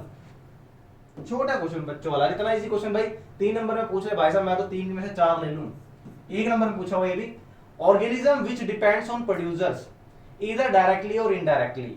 भाई अब इस चीज को मैं दिखाने वाला हूं, ठीक है, मैं बताने वाला नहीं, मैं दिखाने वाला इस चीज को। क्वेश्चन कहां गया, आजा भाई, ये रहा। इस क्वेश्चन में भाई साहब ये क्या है, अलग से दिखाते हैं। ये क्या है, यहां पे भाई P अलग ऑर्गेनिज्म है, Q अलग ऑर्गेनिज्म है, R अलग ऑर्गेनिज्म है, they are in food chain. ठीक है, अब फूड चेन तो है, अब ये सारे ऑर्गेनिज्म किससे लिंक्ड हैं, S से। बात समझ रहे हो मेरी भाई, समझ रहे हो ना, समझ रहे हो ना, जितने भी ऑर्गेनिज्म है ये सारे के सारे S से रिलेट है। अब हमारे क्वेश्चन पे आ जाओ दोबारा से। क्वेश्चन में क्या पुट कर रहा है भाई, organism which depend on the producers either on directly और इनडायरेक्टली। प्रोड्यूसर्स पे कौन डिपेंड थे, नीचे हमारा P था, देन Q था, देन R था, ये सब S पे डिपेंड थे। वो कह रहा है कि भाई ये सारे के सारे, चाहे Q की बात करते हैं, इधर वी टॉक अबाउट R, ये सारे के सारे किस पे डिपेंड है, दे डिपेंड्स अपॉन P, प्रोड्यूसर्स। जो प्रोड्यूसर्स पे डिपेंड होते हैं उनको हम क्या बोलते हैं, इनको हम बोलते हैं कंज्यूमर्स। बेहतरीन, चलो आगे चलते हैं। अब देखो भाई, ये हमारा आगे रिप्रोडक्शन चैप्टर से, कितना आसान सा इजी सा क्वेश्चन दिया हुआ है। डायग्राम से आपको देखते ही पता लग गया होगा वैसे तो क्या है। The figure given below, option में दिया हुआ ही, ये पिछले क्वेश्चन के ऑप्शन का क्वेश्चन है। आपको इस प्रोसेस का नाम बताना है, आसेक्सुअल का। Name the process and depicted in this figure and define, define तो कर ही लेंगे भाई, तो सिंपल पता है आपको भाई, ये किस क्या है, ये हमारा मल्टीपल फ्यूजन है। और इस मल्टीपल फ्यूजन किसके अंदर होता है भाई, प्लाज्मोडियम में। प्लाज्मोडियम में होता है। The mode of asexual reproduction in which organism, especially we talk about plasmodium, under the unfavorable condition, these nucleus divide into the number of nucleus, and as it get a favorable condition like temperature, humidity, this outer tough coating break, and these number of nucleus form number of daughter cells which coming out. Explain कर देना भाई, multiple fusion क्या होता है, किसके अंदर होता है, किस कंडीशन में होता है, और एक कब number of daughter cells produce करता है। पूरा है 1.5 नंबर का, फ्री का नंबर है भाई। देखो क्वेश्चन ही दे दिया भाई इसने, आपको सिर्फ राइट करना है, देखिए इसमें हो क्या रहा है। What is the meant by asexual reproduction? तो भाई आसेक्सुअल रिप्रोडक्शन क्या आता है? The mode of reproduction which involve only one parent, एक ही पेरेंट इन्वॉल्व है, one parent without involving of sex cells, जहां पे सेक्स सेल्स का भाई कोई लेना देना नहीं है। तो इसको भी एक्सप्लेन कर लेंगे आप, ठीक है ना।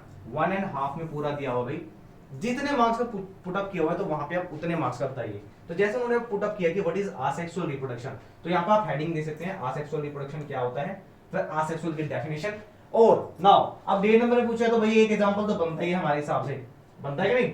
तो आसेक्सुअल के एग्जांपल दे सकते हैं। Asexual reproduction take place in amoeba, paramecium leishmania, budding, hydra के अंदर होती है। 2-3 एग्जांपल दे दो भाई, एग्जामिनर खुश। चलो नेक्स्ट क्वेश्चन देखते हैं, क्वेश्चन नंबर 10 कहता है draw a symmetric diagram of circuit consisting of a battery, हमारे एक साथ बैटरी बोलते हैं, battery of 5 volt cells, 5 2 volt cell. भाई अब सीरीज में देखते हैं, सीरीज में है, ध्यान से देखो क्वेश्चन ये, resistor these are connected with the ammeter plug key connected in series. अब सीरीज से भाई ध्यान देना, जब भी सीरीज में कनेक्ट होते हैं तो जो वोल्टेज होती है ये होगी हमारी टोटल वोल्टेज, कितनी होगी 1 2 3 4 5। तो टोटल वोल्टेज की अगर हम बात करते हैं तो वोल्टेज आ गई हमारे पास 10 वोल्ट, ठीक है। अब वो क्या कह रहा है कि इसको पहले डायग्राम बनाना है, तो डायग्राम बना लेते हैं भाई। ये दोस्ती एग्जाम में दिखाएंगे, कॉपी कराएंगे, डांट भी खाएंगे। क्लोज है सर्किट, क्या प्लग की, यस क्लोज है। कैलकुलेट द करंट, चलो पहले डायग्राम बना लेते हैं भाई। ये हमारा आ गया भाई, एमीटर से कनेक्ट हो गया, अरे चलो कोई बात नहीं, ये पॉजिटिव नेगेटिव ये हम आ गया, हो गया। और तो कुछ नहीं दिया भाई, की हो गया, हमारा एमीटर हो गया, रजिस्टर की वैल्यू कितनी है 10 15 एंड 5 ओम, 10 ओम एंड 15 ओम वाह। ये हमारा हो गया 10 वोल्ट वाह। क्या पुटअपवा करता है, पुटअपवा क्या होता है भाई, कटप्पा तो सुना, पुटअपवा क्या होता है। Calculate the electric current pass through the circuit when की इज क्लोज, मैंने क्लोज कर दिया भाई, ठीक है। करंट फाइंड करना है, तो न्यूमेरिकल में हमेशा बोलता हूं whenever you need to solve the numerical just find out which quantities are given and what you need to find out. तो भाई आपको करंट फाइंड करना है, वोल्टेज आपके पास आ चुकी है 10 वोल्ट, टोटल सीरीज में रेजिस्टेंस कितना होगा भाई, 3 रजिस्टर है सीरीज में, तो डायरेक्टली ऐड अप कर लो। तो ये हो गया, पेपर के पैटर्न के अकॉर्डिंग पूरा एक स्टेप बाय स्टेप बताना आपको। Total resistance R1 plus R2 plus R3, कहीं सीधा लिख दो आप टोटल करके, पूरा लिखो यार स्टेप।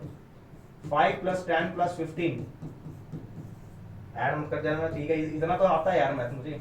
30 ओम आ गया, ठीक है।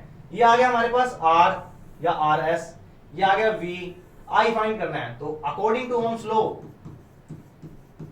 क्या कहता है, I equal to V by R। तो I फाइंड करना है, V हो गया 10 और R आ गया हमारे पास 30, 1/3 एम्पियर। क्या सही है क्या, 15 और 25, ठीक है भाई 30 सही है, बस हो गया खत्म, काम खत्म।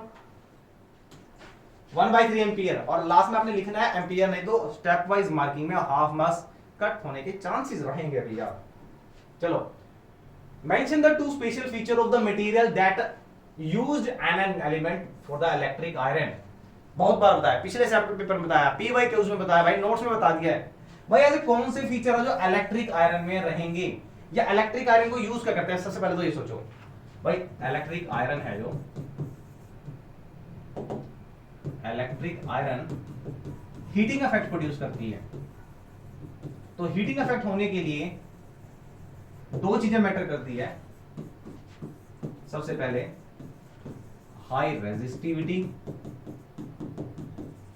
And second is high melting point. ठीक है ना। चलो दूसरे पार्ट में क्या पुटअप करता है भाई, how does the potential difference across the resistor depends upon the current passing through them. What is this nature VI graph indicate या ऑब्टेन। 2 मार्क्स में डायरेक्टली ऑप्शन में दिया हुआ है, मेरे ख्याल से इजी क्वेश्चन होगा सबसे इलेक्ट्रिसिटी का। कह रहा है कि जो पोटेंशियल डिफरेंस होता है वो डायरेक्टली प्रोपोर्शनल होता है करंट के। किसने बताया ये, ओम जी ने बताया था, ओम्स लॉ। वो कह रहा है कि ये जो ग्राफ बनेगा, ये वीआई ग्राफ की ये जो स्लोप है, ये क्या इंडिकेट करती है, ये होता है रेजिस्टेंस जो ग्राफ। तो स्लोप क्या, जो slope obtained from VI graph indicate resistance of conductor.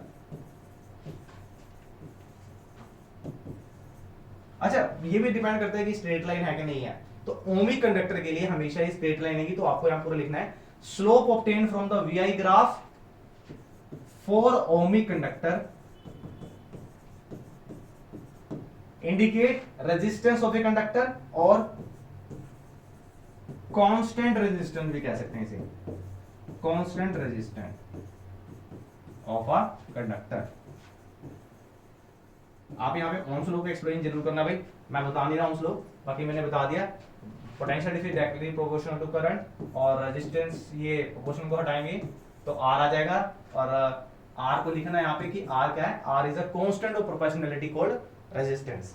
ठीक है, ये चीज आपको लिखनी है, मार्क्स तभी मिलते हैं। अब वो तो देते सारे भी सर मैं पेपर भाई 1 नंबर का पेपर हुआ, अब वो 1 नंबर के पेपर में ना एक एक करके कई क्वेश्चन छोड़ देते हैं हम, वो रीजन होता है स्टेप बाय स्टेप मार्किंग का। चलो क्वेश्चन नंबर फ्लावर का भाई, अब इस क्वेश्चन में देखो कितना अच्छा। पहले वो पूछता था भाई सेल्फ पोलिनेशन और क्रॉस पोलिनेशन के डिफरेंस के ऊपर। ठीक है, अब क्या पुट अप कर रहा है देखो, तो भाई सेल्फ पोलिनेशन और क्रॉस पोलिनेशन के ऊपर बहुत सारे क्वेश्चन आए। तो फ्लावर्स फॉलो इधर सेल्फ पोलिनेशन और क्रॉस पोलिनेशन। तो पहले तो वो क्या पूछता था भाई, डिफरेंस बताओ या क्रॉस पोलिनेशन का एडवांटेज बताओ। But here it is putting a question on advantages and disadvantages of self pollination. 3 number में भैया ध्यान से तो पूरा हेडिंग देना है, एडवांटेजेस ऑफ सेल्फ पोलिनेशन।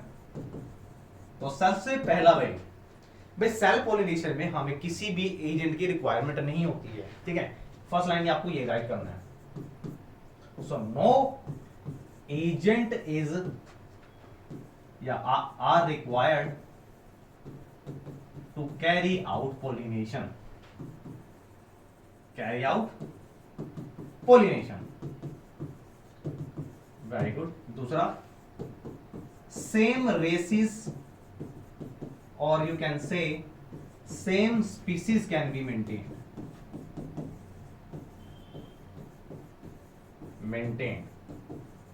हम same species by self pollination में कोई चेंजेस नहीं आता है तो उस स्पीसीज को मेंटेन करके रख सकते हैं। थर्ड वन, और क्या हो सकता है भाई, जब सेम ही फ्लावर है, सेम ही स्टेमन है, सेम ही क्या है भाई पोलन ग्रेन्स है, तो वहां पे क्या होगा, ज्यादा पोलन ग्रेन वेस्ट नहीं होंगे, no wastage of pollen grains. Right, disadvantage की बात कर लेते हैं भाई। डिसएडवांटेज वही है जो इसका सबसे पहला एडवांटेज हो गया भाई।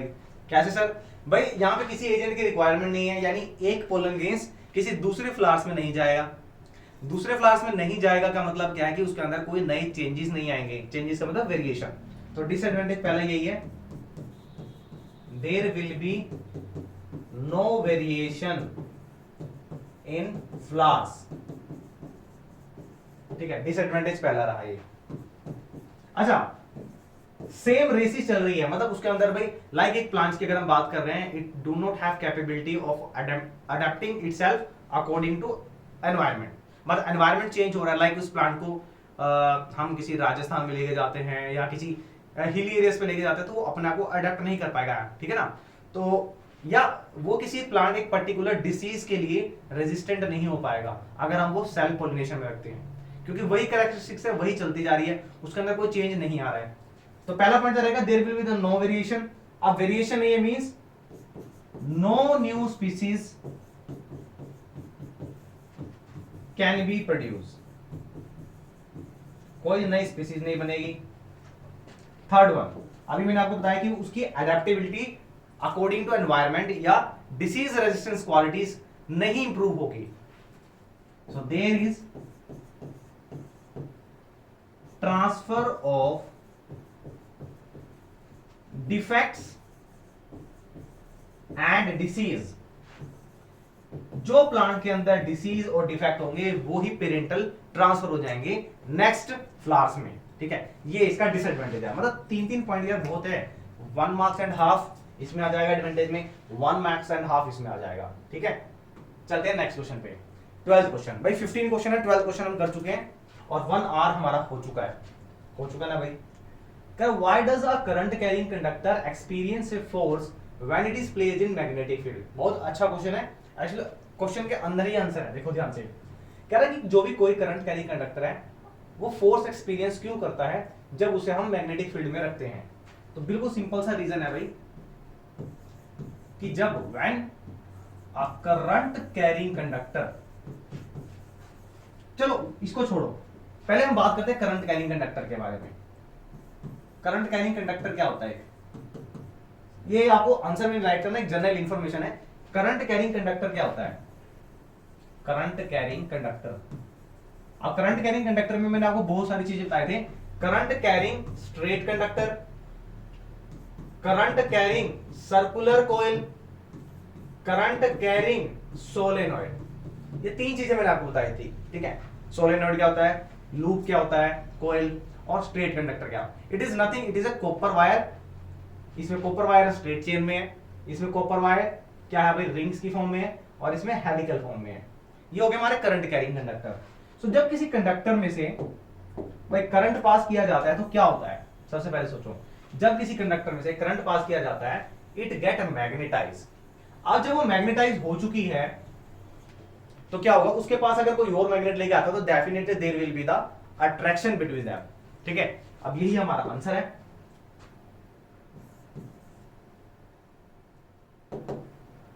When current is passed through any conductor, जब कंडक्टर से पास किया तो क्या होगा, any conductor, it produce magnetic field around it when any another magnet is placed near it, then there will be interaction between two magnets। Two magnet कौन कौन से होंगे भाई, एक मैग्नेट जो हमने एक्सटर्नल रखा है और दूसरा जो मैग्नेट आप बनाए यानी electromagnet. Between two magnets that is external कोई मैग्नेट हो गया एंड इलेक्ट्रोमैग्नेट। इलेक्ट्रोमैग्नेट भाई नहीं लिखोगे तो जो क्वेश्चन में दिया हुआ वो लिख सकते हैं आप current carrying conductor. Current carrying ये ज्यादा अच्छा लगेगा, करंट कैरिंग कंडक्टर, ठीक है ना भाई।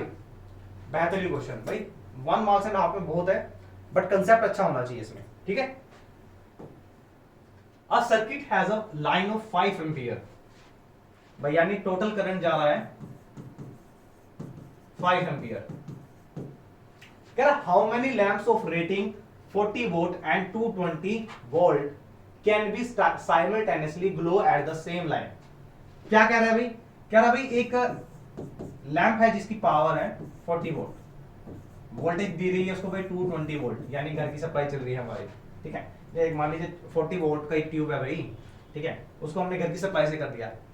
वो कह रहा है कि साइमल्टेनियसली हमें ग्लो कराना है कि टोटल करंट हमारे पास 5 एम्पियर है, तो कितने लैंप होंगे, तो टोटल नंबर ऑफ लैंप बताने हैं आपको कि कितने लैंप लग सकते हैं। तो यहां से भी पावर के फॉर्मूले से हमारे पास है P is equal to V I, और I क्या होगा भाई P बाय V। पावर हमारे पास 40 है, ये आ गया 220 and now it's come out to I is equal to 2/11 ampere. यानी जो एक लैंप है वो कितना करंट कंज्यूम कर रहा है, इट इज कंज्यूमिंग 2/11 एम्पियर। तो मैथ में करते थे भाई 1 रुपए के 10 संतरे, अरे इतने नहीं, 1 रुपए का एक संतरा, 12 रुपए के कितने संतरे, 12, है ना, ये करते हैं ना, छोटे छोटे होते थे हम। तो अब इसको करते हैं अभी यहां से, now 1 lamp 2/11 ampere of current is consumed by 1 lamp. So एक लैंप कितना कंज्यूम करेगा, 1/2/11, या और इसको मैसेज लिख सकते हैं भाई 11/2, ठीक है। तो कितने एम्पियर करंट दिया हुआ अभी, a circuit has a line of 5 ampere, 5 ampere का करंट है, तो 5 एम्पियर में कितना आएगा भाई 11/2 इंटू 5, ये आ गया भाई 55/2, 2 2 जा 4, ये पॉइंट्स में आंसर आ रहा है 20, 2 दूनी 4, हाँ 27.5। भाई 27.5 का मतलब क्या है कि भाई 7.5 लैंप लगे होंगे, 27.5 यानी 27.5 लैंप लगे होंगे, नहीं भाई, वहां पे हम मान के चलेंगे 27। मतलब आपको क्वेश्चन में ये सिर्फ आपकी नॉलेज चेक कर रहा है कि आप इसका मेंटल कितना चेकअप लेते हैं, अभी अपना किस तरीके से आंसर को राइट करते हैं। 27.5 लैंप तो नहीं होंगे, ये 27 लैंप्स होंगे, ठीक है। बट आपको वो कोशिश करेगा कि भाई ऐसे पॉइंट्स वाले आंसर ना दे, क्योंकि 27.5 लैंप क्या होता है भाई, एक 27 लैंप और एक टूटा हुआ है ना नहीं ऐसा नहीं होगा, आपको मेनली वो क्वेश्चन में ऐसे देगा वैल्यू कि वो आपकी होल नंबर में आए। बट एक क्वेश्चन जैसे आपके सामने आ गया तो यहाँ पे आपको होल नंबर ही लेके चलना है, क्योंकि कभी भी हाफ लैंप नहीं होता है, ठीक है। चलिए question number 13, identify the part of seed that help in storing food during the germination process. So germination process में भाई पूरा मैंने आपको बताया हुआ था कि जर्मिनेशन में दिस पार्ट में क्या होता है, इस पार्ट में फूड स्टोर होता है and it is in the dormancy stage, यानी इनएक्टिव स्टेज होता है, इनएक्टिव स्टेज है अभी। सिंपल मान लो यार तुम्हारे पास सीड्स है, ठीक है, सीड्स आप लेके आए हैं, तो क्या वो हाथ में ही ग्रो कर जाएंगे, बैग्स में ही ग्रो कर जाएंगे, no, you need to buried it under the soil and where it get the water and nutrient, right? So it has food stored at this part. When the seed is buried under the soil, now it get water from the soil. जब इसने soil से water को absorb किया, now at the shoot part, what will happen? The top part start growing, and which is called plumule, and start growing some root part that is called radicle part. This radicle part क्या करेगा, when this water get enter into this food, ये food अभी inactive form में था, ये start नहीं हुआ था, नाउ इट बिकम सोल्यूबल, ये सोल्यूबल हो गया भाई। Now this soluble form again absorb water and nutrient, ये वाटर और न्यूट्रिएंट को एब्जॉर्ब करेगा and this radicle part start growing, ये और ग्रो करने लग जाएगा, ठीक है। चलो अब ये क्या उसने क्या पूछा कि जर्मिनेशन प्रोसेस में आइडेंटिफाई पार्ट करना है, कौन सा पार्ट है, दैट पार्ट इज कोटिलीडन। तो कोटिलीडन होगा, कोटिलीडन पार्ट ही ग्रो करता है। दूसरा पार्ट क्या पुटअप कर रहा है भाई, hydra and planaria reproduce by similar mode, in what way do you think reproduction pattern is different from planaria. क्या कर रहा है, जो हाइड्रा और जो प्लेनेरिया दोनों वो एक सेम मोड से रिप्रोड्यूस करते हैं। सेम मोड का मतलब भाई यहां बात कर रहा है वो asexual reproduction, yes, hydra and planaria कैसे करते हैं भाई, both reproduce by asexual mode of reproduction, right. अब इसमें डिफरेंस क्या है, हाइड्रा undergoes budding process जिसमें एक छोटा सा बड होगा, and on maturation it grow into a new cell as a new parent, where a bud like outgrowth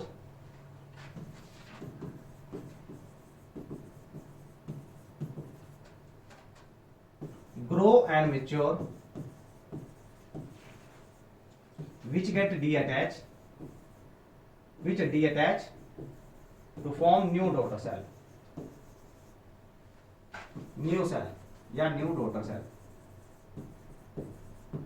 आगे कुछ क्वेश्चंस में ना जो हाइड्रा और जो प्लेनेरिया है वो सेम मोड से करते हैं, जैसे इस क्वेश्चन में दिया similar mode, asexual mode of reproduction से होता है, बट कुछ क्वेश्चंस में इसमें यहां दिया हुआ है कि ये रीजनरेशन भी करते हैं। बट आपकी अगर बात करते हैं सिर्फ प्लेनेरिया की, सो प्लेनेरिया के पास ये कैसे डिफरेंस है, प्लेनेरिया अंडरगोज रीजनरेशन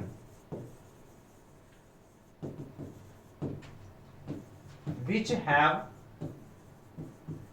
specialized, इसको वहां लिख देते हैं स्पेशलाइज, ये वर्ड इंपॉर्टेंट है भाई, स्पेशलाइज्ड रीजनरेटिंग सेल्स। ठीक है, ये रीजनरेटिंग सेल ही क्या करते हैं, लॉस पार्ट को रिप्रोड्यूस करेंगे। ठीक है, इसको आप थोड़ा सा और एक्सप्लेन कर सकते हैं। In planaria it reproduce lost part of cell, ये इसका डिफरेंस है भाई। ठीक है, अब देखते हैं नेक्स्ट पार्ट, सेक्शन सी भाई। और सेक्शन सी में आपको पता है ये वाले क्वेश्चन आ रहे हैं, और ये वाले क्वेश्चन भाई इतने मुश्किल नहीं है एज कंपैरिजन, आप इसमें कोशिश कर सकते हैं कि फुल स्कोर कर सकते हैं। तो 2 क्वेश्चन दिए जाएंगे इसके अंदर, 2 क्वेश्चंस, और आप मार्क्स देख लेते हैं भाई कितने मार्क्स में कवर हो जाएगा। आप इसमें हो सकता है वो 5 मार्क्स का पुटअप कर ले। बेहतरीन और ब्यूटीफुल क्वेश्चन, पीरियोडिक टेबल भी अगर देख रहे हैं ना हमारे केस बेस्ड स्टडी में से, तो केस बेस्ड स्टडी में हमेशा वो क्वेश्चन एनवायरमेंट चैप्टर से दे रहा है ज्यादा सर, अगर देख रहे हैं हम, या पीरियोडिक टेबल से दे रहा है। ठीक है, हेरेडिटी से बहुत कम पार्ट आ रहा है। चलो, क्या आपने इस फिगर को ऑब्जर्व करना है, क्या क्या दिया हुआ है, ये इसका नंबर दिया हुआ है। ठीक है, ये हमारे ग्रुप है और उस पर नीचे नंबर लिखा हुआ है। ठीक है, अब क्वेश्चन देखते हैं। सबसे पहले क्या है, एक एक क्वेश्चन को 1 बाय 1 करेंगे। कह रहा which element has a bigger atom, which element has a bigger atom, A और एफ। तो ए कहां है भाई हमारा, ए हमारा है यहां पर, और एफ अगर आपको देखते हैं तो यहां पर है। यानी अगर हम बात करते हैं we are moving, we are heading towards the period from left to right. So left to right अगर हम चलते हैं भाई, as we move left to right in a period, पूरा लिखना है आपको, atomic size decreases due to increase in effective nuclear charge. अगर आपके पास टाइम है तो ये होता है टॉपर आंसर। ठीक है, एक होता है जनरल आंसर जो मतलब और बच्चे देते ही है। अब आपको पता लगेगा कि जो एटॉमिक साइज है वो लेफ्ट टू राइट कम होता है, तो यानी एफ का साइज कम है, सो ए हैज बिगर साइज, या आप लिख सकते हैं A has bigger size because, यहां पे आप रीजन दे सकते हैं कि it is at the left side of periodic table, and as we move left to right size decreases and f has a smaller size। ठीक है, दूसरा question, which element has a higher valency k and o। अब k और o को देखते हैं कहां पर है हमारा, इसको क्लीन कर लेते हैं।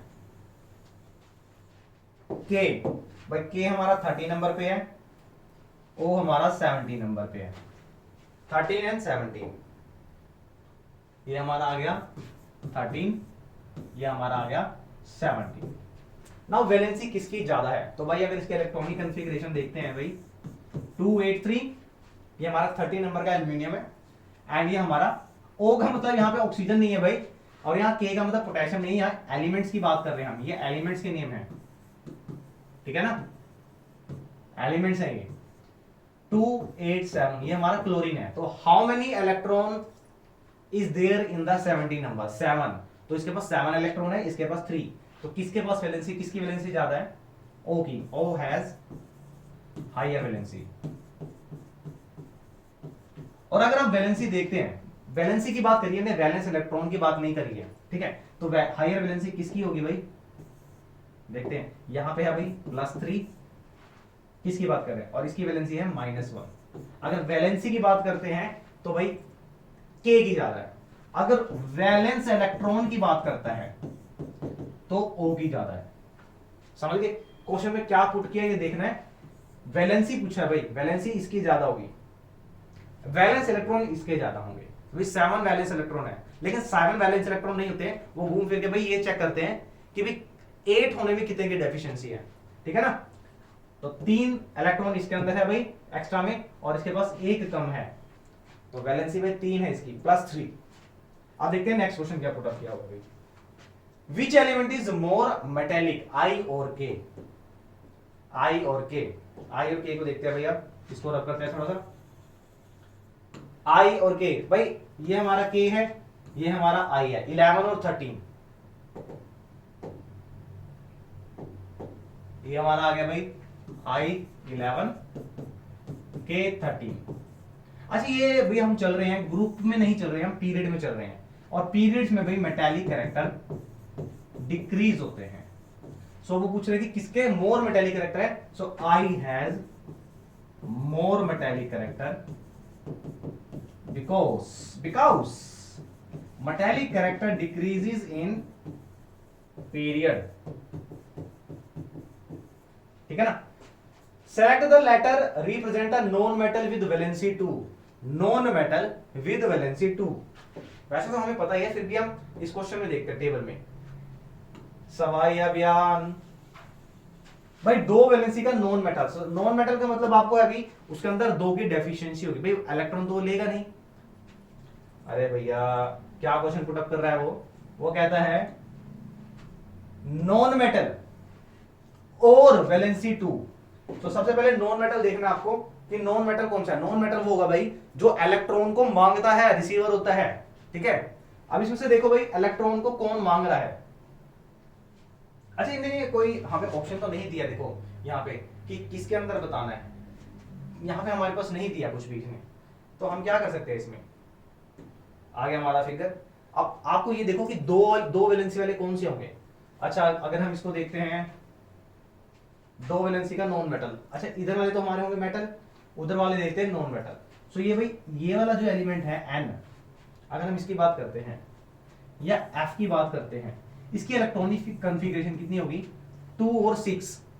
नाउ टॉक अबाउट N की भी कॉन्फ़िगरेशन क्या होगी भाई 2 8 6, बोथ इज रिक्वायरिंग 2 इलेक्ट्रॉन्स, इनकी दोनों की डिमांड है, सो दोनों भी क्या है भाई, ये दोनों डिमांड कर रहे हैं इलेक्ट्रॉन की, दोनों नॉन मेटल है, सो हम यहाँ पे आंसर लिख सकते हैं F and N both are non metal और हैविंग वैलेंसी 2 माइनस की है, 2 की डिमांड कर रहा है, अगर +2 वैलेंसी पुट अप करेगा तो हम यहां से देखेंगे कि किसके पास 2 इलेक्ट्रॉन एक्सेस में है, वो यहां आ जाएगा।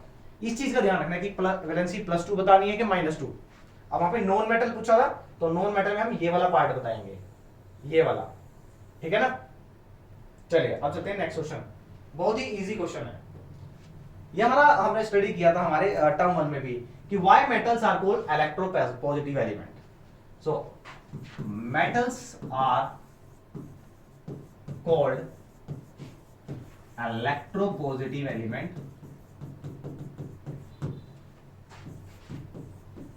element because it has excess of electron which can be donated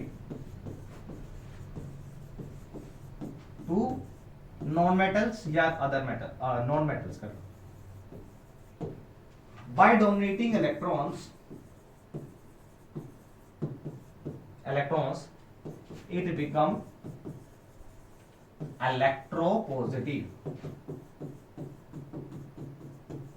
अब यहां पे एग्जांपल दे सकते हैं भाई, लाइक सोडियम, कॉन्फ़िगरेशन दिखा सकते हैं यहां पे, ठीक है, इसको सर्कल करके आप यहां दिखा सकते हैं, इट हैज 1 एक्सेस इलेक्ट्रॉन या extra electron, now it can lose 1 electron to become electropositive, that is Na+, आप इसको शो कर सकते हैं, बहुत बेहतरीन हो जाएगा आंसर आपका। ठीक है, नेक्स्ट क्या पार्ट कर रहे हैं, name the two elements which you would expect to show chemical reaction similar to sodium. भाई सोडियम के सिमिलर वाले केमिकल रिएक्शन वही होंगे जो इसके ग्रुप में होंगे, सिंपल सी बात है, समझे। भाई क्वेश्चन में पुटअप कर रहा है कि सोडियम एलिमेंट जो है आपको उसके दो एलिमेंट्स ऐसे बताने हैं जिसकी केमिकल प्रॉपर्टीज या केमिकल रिएक्शन सिमिलर होगी। तो सिंपल सी बात है, पहला वाला ग्रुप था जो हेलिना ने करी रब से फरियाद, हाइड्रोजन को छोड़ दीजिए, ये मेटल नहीं है हमारे पास तो इसको नहीं लेंगे हम। सोडियम के बाद पूछा है तो पोटेशियम, रुबिडियम, सीजियम, फ्रेंशियम, तो इसका एग्जांपल दे सकते हैं। What is the basis of your choice, इसका क्या रीजन है। तो सबसे पहले आप इसका आंसर राइट करेंगे, वहां रीजन देंगे, और रीजन एक ही लाइन में कर रहा हुआ कवर में, reason because all these elements have same number of electrons in outermost shell।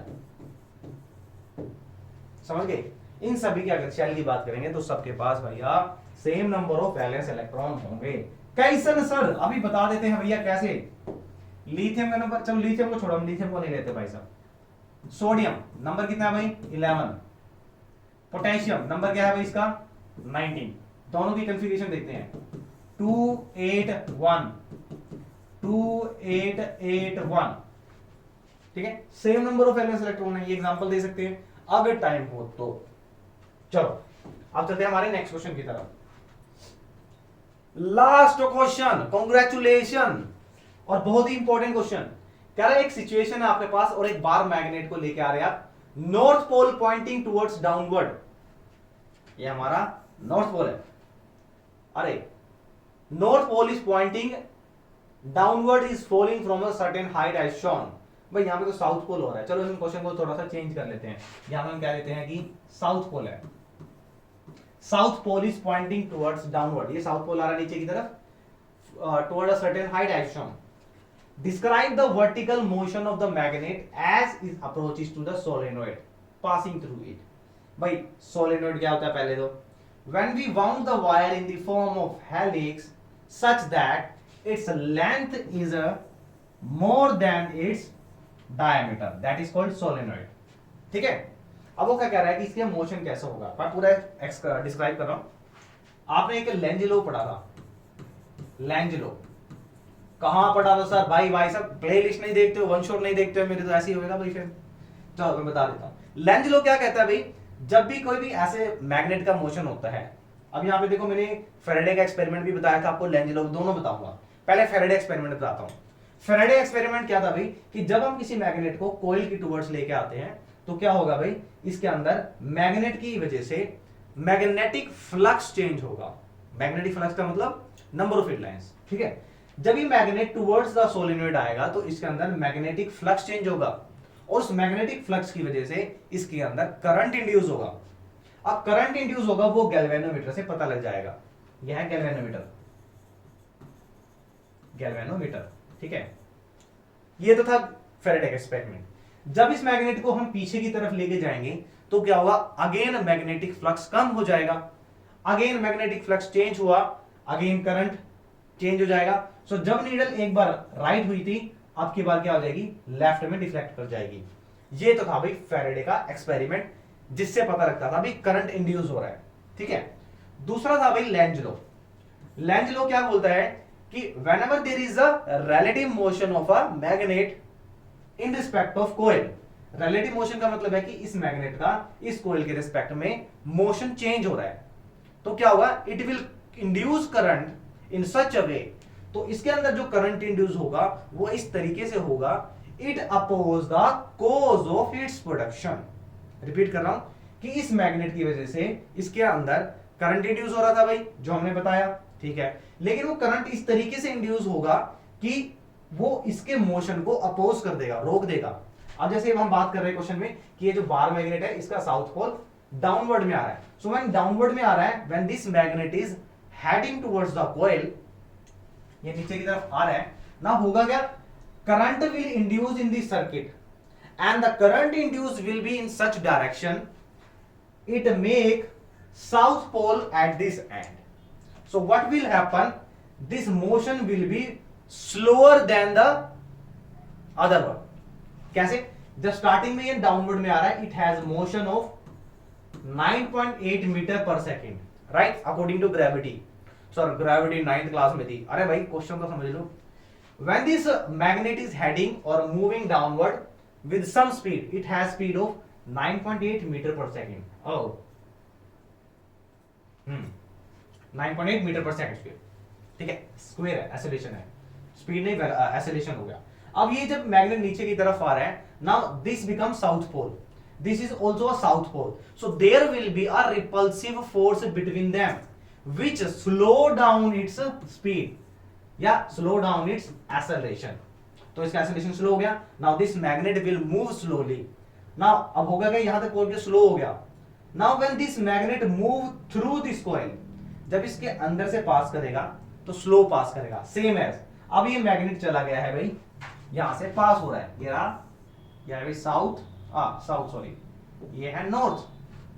अब होगा क्या, अब सेम चीज होगी दोबारा, देखो इधर, जब ये मैग्नेट नीचे की तरफ निकलेगा, ये रहा, ये नीचे की तरफ है भाई साउथ, ये है नॉर्थ, और ये भी इस कोयल का, ये कोयल है जो सोलेनोइड है जो, इसका भी पोल कौन सा है, इसका ये पोल है भाई नॉर्थ पोल.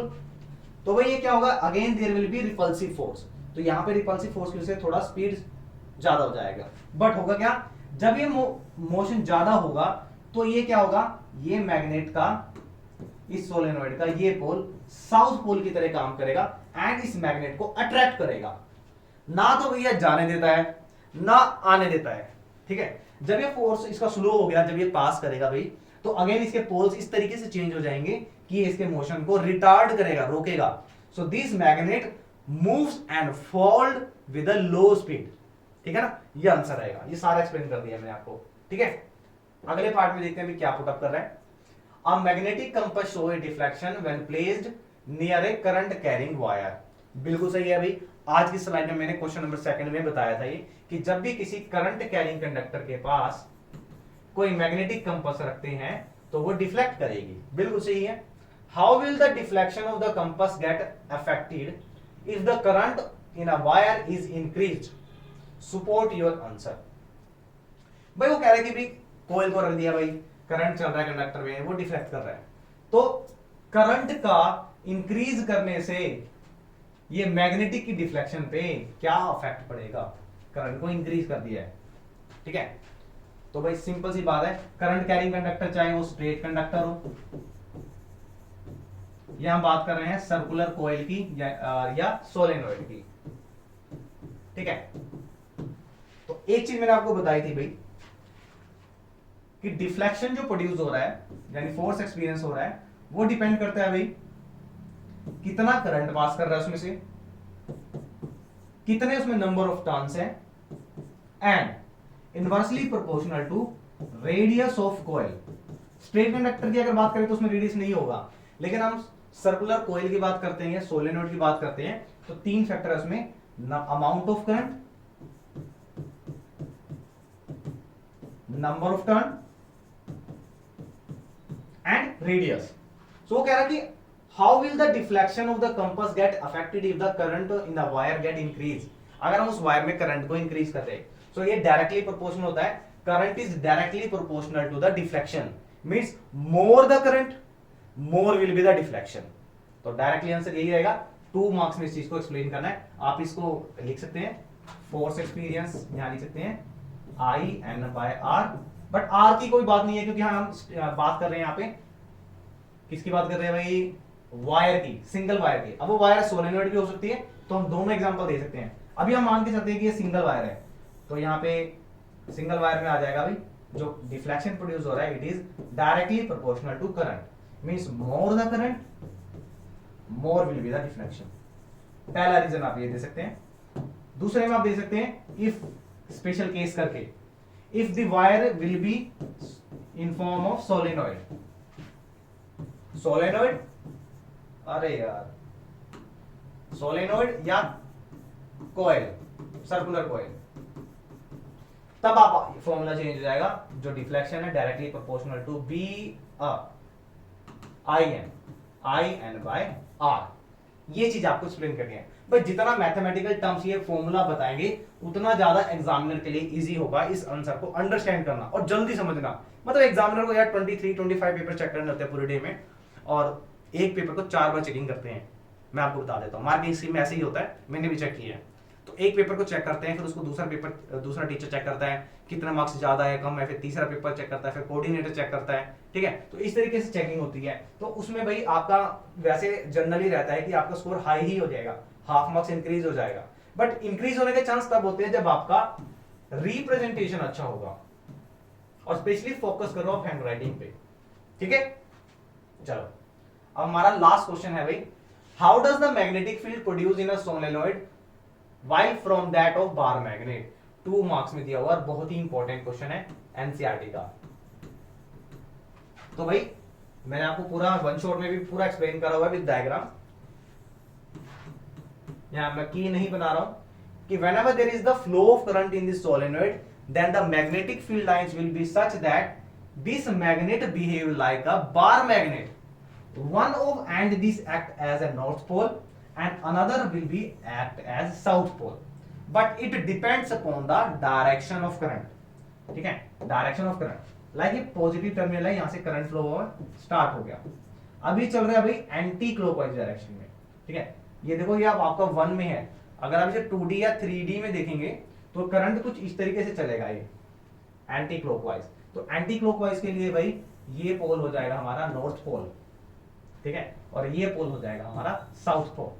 सो अगर इफ कंक्लूड करते हैं इस स्टेटमेंट को 2 मार्क्स में, सो हमें ये बताना होगा कि जो सोलेनोइड है it work as a bar magnet, one of end is act as a north pole and other end of the solenoid work as a south pole. बहुत ही सिंपल, ब्यूटीफुल और एनसीईआरटी एग्जाम्पलर क्वेश्चन है, ठीक है। इतना आपके लिए sufficient है, इस चीज को आपको एक्सप्लेन करना है। अगर आप डायग्राम बनाएंगे तो माशाअल्लाह, खुदा की क्या बोलते हैं समझ नहीं आया, मैं ध्यान नहीं रहा, डायलॉग भूल गया, ठीक है। तो मतलब मेरे कहने का मतलब है कि डायग्राम जरूर बनाए पेंसिल से, डेफिनेटली एग्जामिनर खुश हो जाएगा इसी से। आपको पेंसिल से डायग्राम बनाने की कोशिश करें, गंदा नहीं मारना है भाई। रिप्रेजेंटेशन पे मैं हर बार फोकस कर रहा हूं आज की वीडियो में, क्वेश्चन का रिप्रेजेंटेशन आपका अच्छा होना चाहिए, वही अफेक्ट करता है आपकी स्कोरिंग पे। तो आज की वीडियो भाई एंड हो चुकी है, और एंड होने के बाद भाई एक रिक्वेस्ट तो हमेशा रहेगी, चैनल को लाइक सब्सक्राइब कर दे और शेयर कर दीजिएगा वीडियो को। नेक्स्ट सैंपल पेपर जो हम स्टार्ट करने वाले हैं, सैंपल पेपर 6, ठीक है। और इस सैंपल पेपर 6 के बाद भाई हम स्टार्ट करने वाले हैं ओसवाल एंड अरिहंत, ठीक है ना। बच्चों की डिमांड आ रही है कि अरिहंत करा दो भाई, इतना मुश्किल नहीं है, बहुत ब्यूटीफुल क्वेश्चन दिए हुए, डेफिनेटली पूरा करेंगे। और उसमें मैं आंसर शीट बना के दे रहा हूं आपको, ठीक है। उसमें आपको आंसर्स भी मिलेंगे, बट वो पीडीएफ आपको मिलेगी भाई टेलीग्राम चैनल से। तो टेलीग्राम चैनल पे आप हमें फॉलो कर सकते हैं, केमिस्ट्री गुरुजी करके, केमिस्ट्री गुरुजी फाउंडेशन, ठीक है ना। केमिस्ट्री गुरु फाउंडेशन सर्च कर लेना भाई, आपको वहां पे वन शॉट, प्लेलिस्ट, नोट्स मिल, सब कुछ मिल जाएगा भाई, जो चीज चाहिए वो सब कुछ मिल जाएगा। और वीडियो अच्छी लगे तो उसमें कमेंट कर देना किस चीज की आपको ज्यादा रिक्वायरमेंट है, definitely we will do for you, we are always with you, ठीक है। सो बेटा मिलते हैं आज की वीडियो में इतना ही, and thank you and have a nice day ahead.